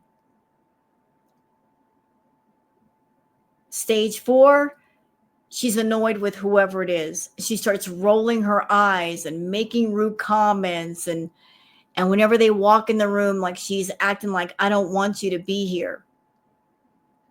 She went to these spaces with Pete's, BB, Natter, Salah, all of them. She doesn't fall in love. She falls in infatuation. And after a while, the high of that wears off. And then once it wears off, she can't get high off of it anymore. And she's looking for the next high. I'm gonna get. You're super bossy to Pete. You are. He doesn't know better, and he can hardly wait to eat. Apparently, this is her first home-cooked meal in that luxury villa, and she wants to bask in her accomplishment, but he's hungry. Look what she's doing. She's looking at the food again. You hungry? Yeah, I'm ready. I'm shaming him. Boo salad, and I'm gonna try this Dorothy Lynch, that Krista sent me. Salad dressing. I'm gonna have some Kraft Caesar. Mom, this is like a tomato. Because I'm trash. Oh my God, Chantal, the salad dressing. Stop with the I'm trash thing. It's not cool. Oh, wow. You're a rude biatch. If you think you're cool because you say that, it's not. Did you hear that? The way she's talking to him? Oh, you rude bitch. See, it's moments like this that Pizza just turned the F around and checked her and clocked her and said, you will not talk that way to me. We're sitting here doing a mukbang. We're sitting here sitting down to eat some food. I am not giving you attitude. You do not need to speak to me like that. You don't. He should have checked her. I'm gonna have some Kraft Caesar. Mom, this is like a tomato. Because I'm trash. Stop with the I'm trash thing. It's not cool. If you think you're cool because you say that, it's not. I don't think I'm cool. Uh-oh. Why did you buy this? I didn't. One of my couple of Christmases ago, my mom got me Modoc Ice Cube. got me a Marvel like mystery box thing. Oh, okay. And it came with it? Yeah. Well, Modoc is getting buried in diet soda. The soda of intellectuals, clearly. So how's the chicken? It's good. Same. And these two are supposed to be best friends, you know? These are two people that have known each other since high school. And even though they know each other a little bit, obviously a lot more, the energy is still awkward, though. Why is it everybody she brings on camera she's awkward with? Like, she's got the same awkward energy with someone that she's known for 17 years as she does with someone that she's infatuated with that she met on Tinder. It's crazy. Chicken's good. Yeah. And you think chicken is kind of boring, so. It is.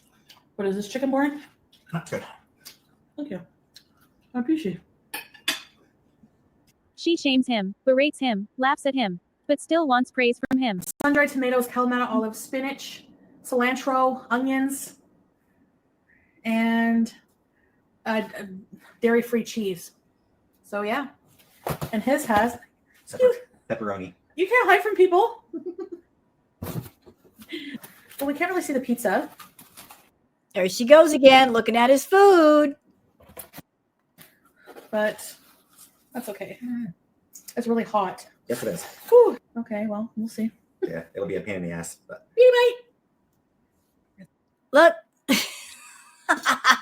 Busted.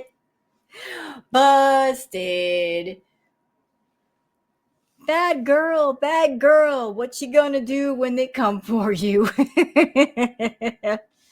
Look, she's busted. It's really hot. Yep. You know what? If I got a veggie pizza, I wouldn't be mad at it. I'd still eat it.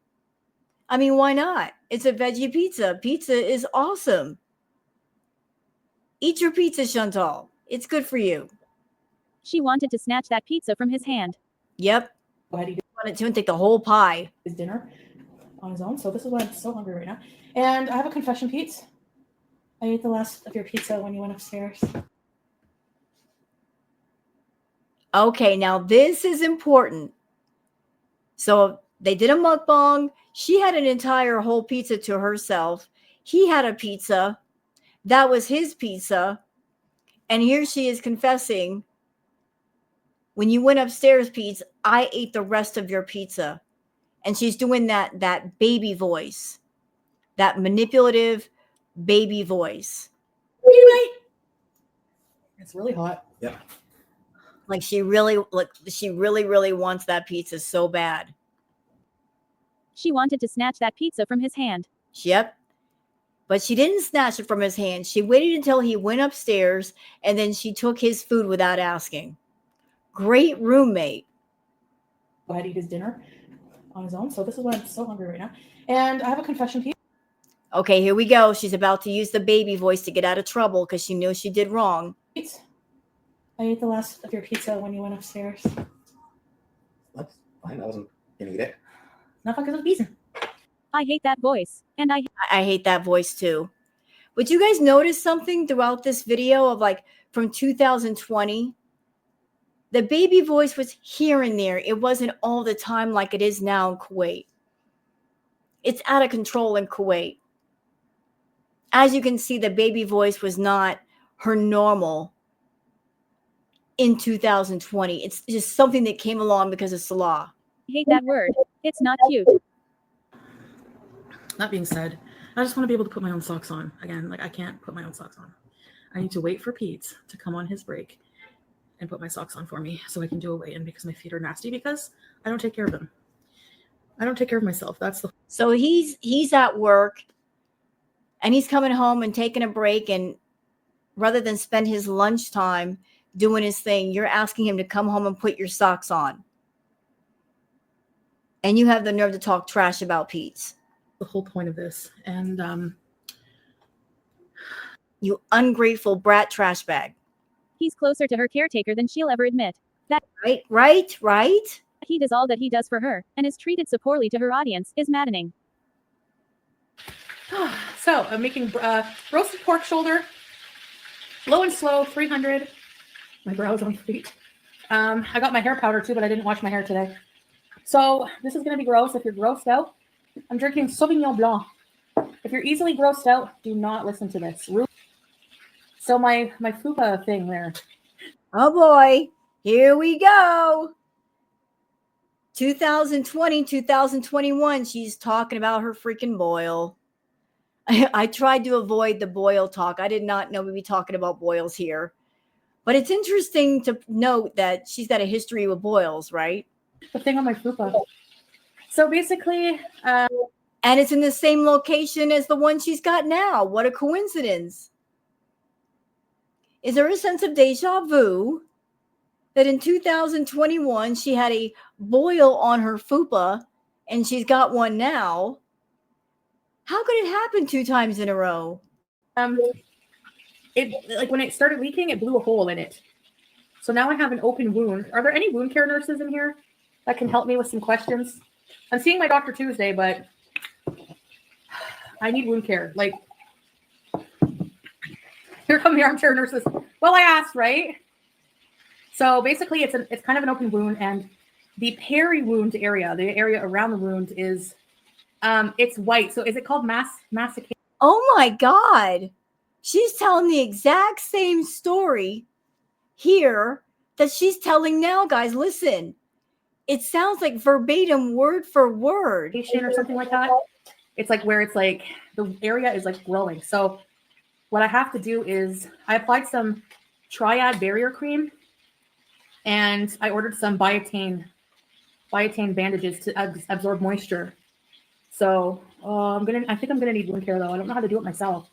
Care nurse out with wound cleaner and then pack them with gauze. Oh, I can't do my own packing. I just can't do it. Have Pete's do it. Well, he helps me like a bit, but he won't pack it. Because she's a whore. Don't be rude. He tends to your pus-leaking fupa boil. STFU and let him speak anything he wants, right? Come here. Admit it, your cat's a whore. Aren't we all? Probably. She's a treat whore. You need to move? No, I'll go around. My Fupa's leaking. Ew. Potatoes. What would I do with $1 million? Pay off my credit card debt. Do you see the look on her face? He's being passive aggressive. People ask him in the chat, what would you do with $1 million? He said, I would pay off my credit card debt, which Chantal caused. That's why she looks like that. Like he's kind of telling on her. Can I have the salt, please? The way she sounds exasperated that Pete's won't happily pack her leaking fupa wound for her. She's got this audience of people happy to kiss her ass and support her biological terror of a gluttonous life, and I have to assume they're all the same or worse than she is. Nobody with even reasonably good hygiene habits could watch her and agree that she's doing things right. Hey guys, hey, how are you? How are you? Welcome back to another video. Today we are having Popeyes for dinner with each other. This is a lot of food, I know. We are not going to eat this all in one sitting, but just trying to display the food nicely for you guys. This video was an abomination from start to finish. She deleted it soon after posting it, but the Kiwi Farms archivists came in clutch again with a copy. I'm not going to go over all the problems with the video or her behavior in it. Plenty of coverage on that exists, and I'll try to link some if you're interested. I included this to illustrate the lengths Pete's will go to for Chantal. Pete's is a proud SJW according to his Twitter, but he sat here eating fried chicken in front of a green screen image of Popeyes while his best friend discussed accusations of racist comments. Chantal took his presence and explanation as a sign of her innocence and naivete of the things she said, and a large amount of her audience did too. He inadvertently excused all the things she was being held accountable for, yet he's had entire ragers over someone being fatphobic on Twitter. He puts on her socks, cleans her leaking fupa wounds, sets aside his self-proclaimed values, entertains her audience while she's busy eating. And in return he gets her shit-talking him to thousands of people. So let's start eating. And So for those who are wondering, like, the racist comments, for those who may not understand what that's in reference to, stuff that Foodie said about Charlie Gold. She called her Charlie Cole. And Charlie Gold is a Black woman. And she got in trouble for making those comments. And here is the follow-up mukbang where she's sitting there eating fried chicken in front of Popeyes. Like, Chantal knew what she was doing this mukbang. And now she's trying to say, oh, I didn't mean it this way. I meant it this way. Yet you're going to do a mukbang where you're eating fried chicken in front of Popeyes? Really? She's not stupid. She knows exactly what she's doing, and she knows exactly what she said and why. talking about this topic, as you can probably tell by the title of my video, like she wanted Pete's to lead a discussion. It's not his place, though. He's not the one who made the comments. She did. She wanted him to apologize for her and explain for her while she sat there and just pigged out and ate all the food. And that should tell you, like, if somebody is doing like an apology video, but they're not apologizing, they're not focusing entirely on the apology, they're wanting someone else to apologize for them, that means they're not really regretful nor sorry for what they said or what they did. I've been involved in some drama recently, as a lot of you know, and I have said some things that, as every day goes by, I'm less and less proud of. And it brought up a discussion. I think it's an important discussion that I've seen some comments on the video I posted, my last video. And the only time that Chantal will do an apology video or live like this is when she's worried that whatever she said, whatever she's done, it will affect her viewership. Back then, she was worried about her subs and losing money. That's the only reason why she cares. Anymore, she doesn't care because she'll buy subs. If she loses 100 subs, she'll buy 100 subs. She doesn't give a crap. But this was during a time period when she still cared. So this is the only time you would get an apology out of Chantal, is if she really screwed up, she really went out of pocket with what she was saying, and she knew she had to do something to keep her channel from hemorrhaging subs and views and money. Defending myself against some racial accusations, and a lot of people were some people said some comments that made sense, and I talked to Pete about it, and he said some things that made sense. I wanted him to explain what he said to me because he can explain it better, and it just made me realize some things. And overall, it made me realize that the things I did say to Charlie were very wrong. No matter how much she harasses, whatever she says about me, whatever. I'm sorry. If somebody makes nasty comments, I can't take that person seriously if they're combining like a lame apology with a mukbang. There's more focus on the food than actually showing remorse or showing regret. Like if you were really sorry, Chantal, you would have just put the food aside, stop stuffing your face for 5 minutes, and just talk. But you didn't want to just say, I'm sorry. You didn't want to say sorry, I'm the right way. You just wanted to eat your food, which shows that you're really not sorry. Basically, the comments were saying, like, as a white person, I don't have a right to decide what is racially offensive to somebody of color. So, Pretty much. Yeah, what I pointed out is that we're all racist to some degree or another, and it's No. important to examine those attitudes and those biases, and to listen to people of color, in this case, to listen to Black people, when they say that something is offensive. by saying, Yeah, this whole video is a parody of an apology. Yeah, that's what it feels like. we all have racist, you mean we all have racist bias thoughts sometimes, or something in us that we do it maybe without even realizing that we're doing it? Yeah. And that's what the whole microaggression thing is. And let's also think about Chantal saying the R word. Like, she has said it so many times. Like, she wants to say it. She wants to use the R word as a way to be hurtful to people. And in a recent live stream, she's like, oh, we can't say the R word. Let's find another word to replace it with, something that hits really hard. I mean, that's where her mind goes. She likes to be hurtful. She likes to be hateful, because that's who and what she is.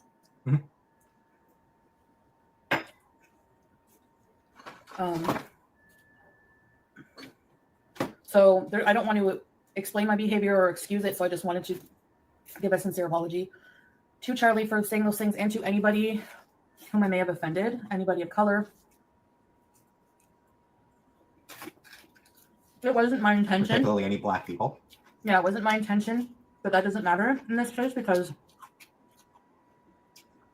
I offended people. And I just want to own my actions and learn from them. You know, make it a learning experience. And yeah, and I also have a root beer with my water. And in the future, if she needs to insult Charlie Gold, I suggest that she use the nickname Charlie Fool's Gold. But I won't be insulting anybody in the future. I don't want to do that. Could also use Charlie, not all that glitters is gold.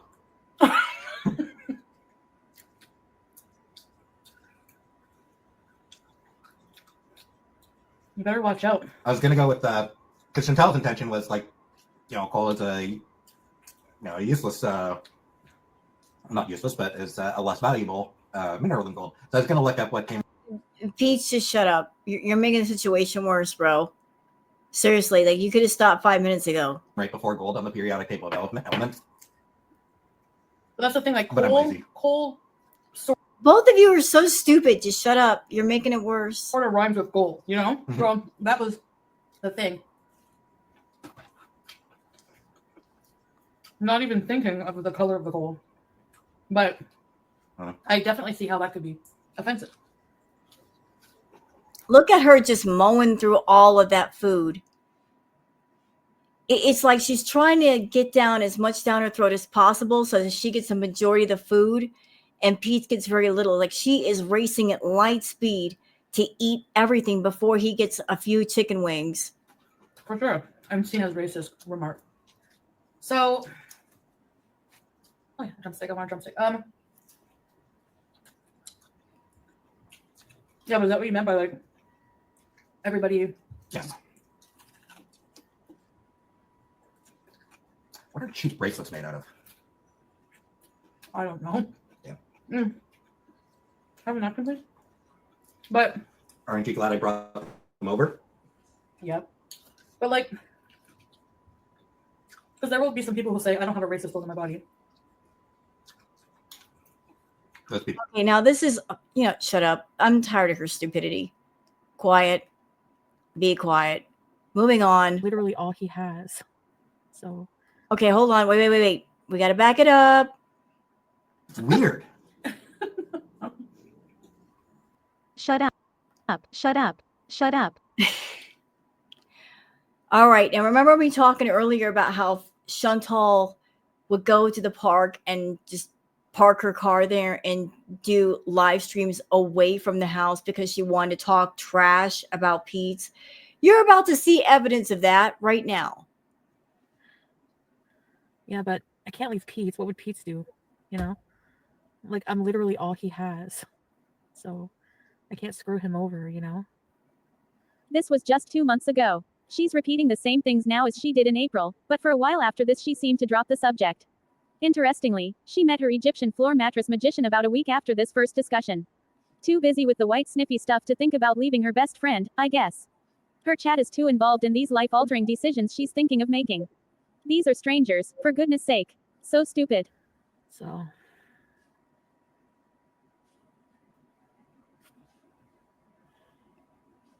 I think he thinks we're gonna live together like forever. I'm a hermit until I'm not a hermit. Don't ever leave Pete's. No large family chaos because we don't love each other. That I don't. It's no. Why?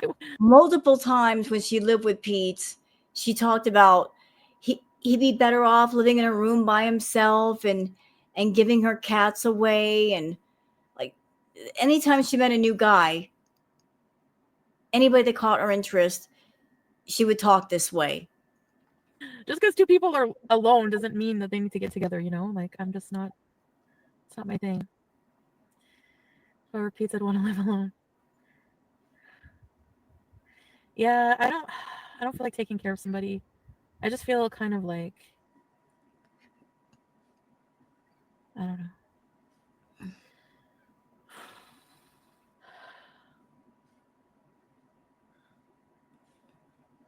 He doesn't ask me to do anything for him. It's just I just do. Sometimes I feel like I would like my own space, like my own private space. Then go. Get out. But then I feel guilty for thinking that because Pete's rescued your lying, cheating, fupa leaking butt.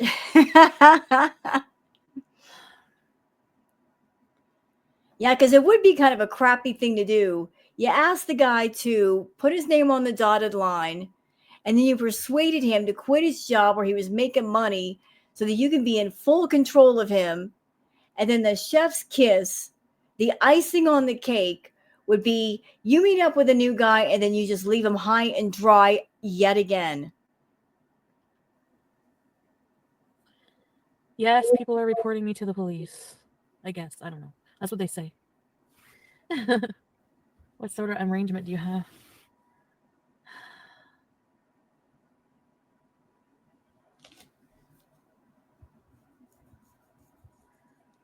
I'm a criminal. I know.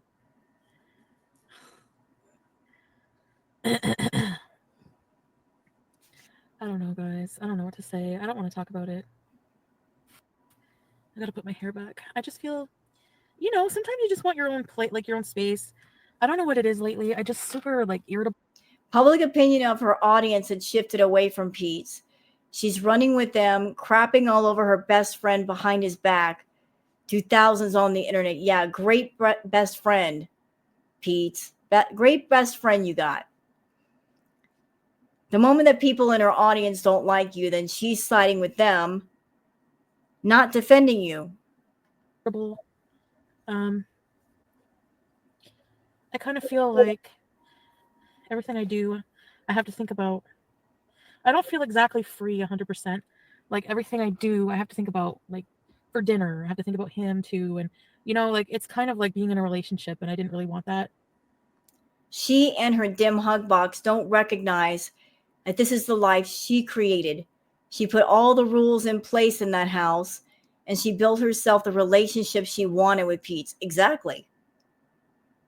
She did. I kind of feel like we don't have our own separate lives. Yeah, but you didn't want the separate lives thing. You wanted him around for what you needed him for. If you needed him to put his name on the dotted line, he did it. If you needed him to blow dry your fupa, he was there for that too. If you needed his help with putting on your shoes, he did that for you.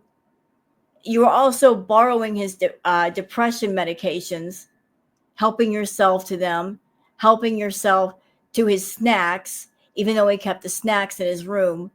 You just helped yourself to whatever area of his life that you felt that you were entitled to. And I mean, we're not even screwing, so Then why in the world were you walking around the house in just your underwear or no pants at all? What's up with that, roomie? Inappropriate. But you did that to yourself. Why expect him to know that you want him to change the dynamic that you created? He gets in trouble when he bucks your authority. So, of course, he stays the course you laid out. Right. You want some excitement? You want some drama? But at the same time, you punish him for giving you that stuff. I feel like I'm impairing him from growing up a bit. Like, do you know what I mean? You are. And at the same time, he's preventing you from growing up. You're both enabling each other. Then I feel like if we did separate, it would be devastating for him because. And you too, because you look at him as a soft landing spot, a soft place to land. You needed a soft place to land after BB. You found one in Pete's. And now because you gave up that nest and you flew all the way to Kuwait, you don't have that nest anymore and he can't get it back for you.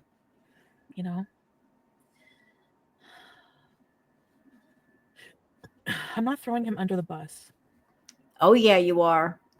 I'm just being honest about how I feel sometimes, And I noticed you're not saying all this stuff at the villa where he could hear you. You did live streams like this in the park, away from the house, because you're a coward, because you didn't want to walk up to your ex, your friend, and talk to him in private. You're talking to complete strangers. How rude.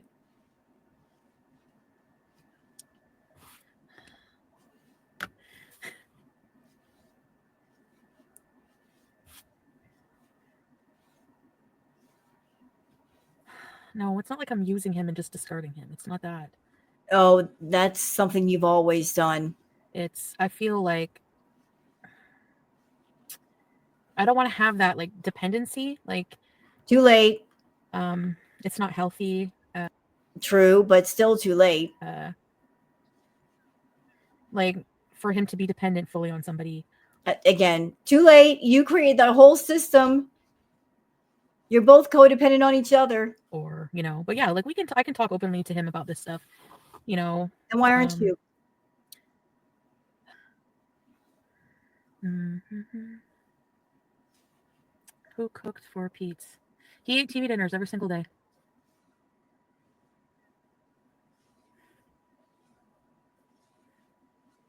I throw my trash everywhere. What trash? I mean, house rules and he needs to leave the house more. Evict Pete's. I'm not evicting anybody. She can't evict him. Jason, I just feel like he's just maybe too depressed. I don't know. I think if I talk to him, it's not that. You are in a mess you made yourself, so you default to escape. Right. And she could, again, she could have left anytime she wanted. She was not legally bound to that apartment. She could have packed her rags in a suitcase and just took off whenever she felt like it. I feel like we're in a relationship, but we're not. Do you know? I know my cats. I'm gonna have to get Pete to watch them, I guess.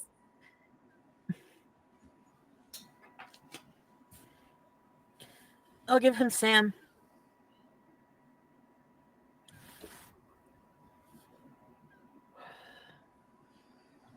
I'm not responsible for anyone's feelings, basically. Like, I feel how I feel. And do I want it to hurt people? No, but why should I lie about my feelings just to keep somebody comfortable, you know? You know what, Chantal? If you were living with Pete in the villa, and if you felt like, you know, I don't want to feel obligated to Pete, there's a right way to handle things. If you feel like there's, you know, you've got that wandering itch where you want to move on, there's a right way to do it. You walk up to the person you're living with and you sit down with them in private, away from strangers, and you have a talk. And you let them know that you have plans in the future to go your own way. If they're not working, if they're not making money, you let them know as soon as you can so that they can prepare. Tell them, hey, look, I mean, I don't plan on staying here forever. In about a year or so, or 6 months or whatever, I'm going to be moving on. So I strongly suggest that you get a job and you start making money and you start looking around for a place to live, because I would like to go my separate way now. You know, just shake hands and agree to disagree, but do things the right way, not the wrong way. You don't just up and leave somebody if you live with them, especially if they helped you get there in the first place. You give them a heads up so they can prepare. That's a respectful way of doing things. But yeah, like, you know, it doesn't matter. I'm an adult. That's why I'm being honest about my feelings. I'm not responsible for people's feelings. Nobody is. Yeah, exactly. And we're not responsible for your feelings, and yet you insist on getting on YouTube and dumping your feelings on everybody on a daily basis. We are not responsible and we don't care. Well, being self-centered, yeah. Self-care and looking after yourself and what you want in life is self-centered, and it has to be that way. Because why live yourself to make other people happy? Why live your life to make other people happy? That makes no sense at all.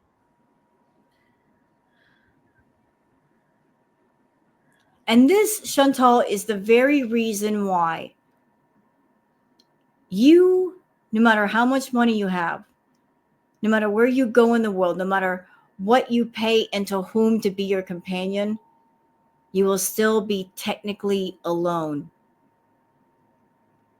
Because you put off that energy, that aura of, I don't care about anyone but me. And even with myself, I don't care about myself either. I care about nothing except getting my way. And the things that I want are not good for me. They're toxic, but I want them anyway.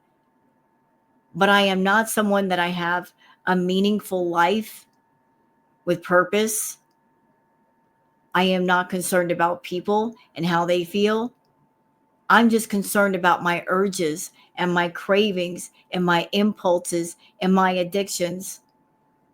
Nothing else matters beyond that. All of the toxicity has stripped everything good away from you to where you are alone in just a small space with those harmful things and not much else. You know what I mean? So, Can I go on record as saying something that's been bugging me for more than a minute?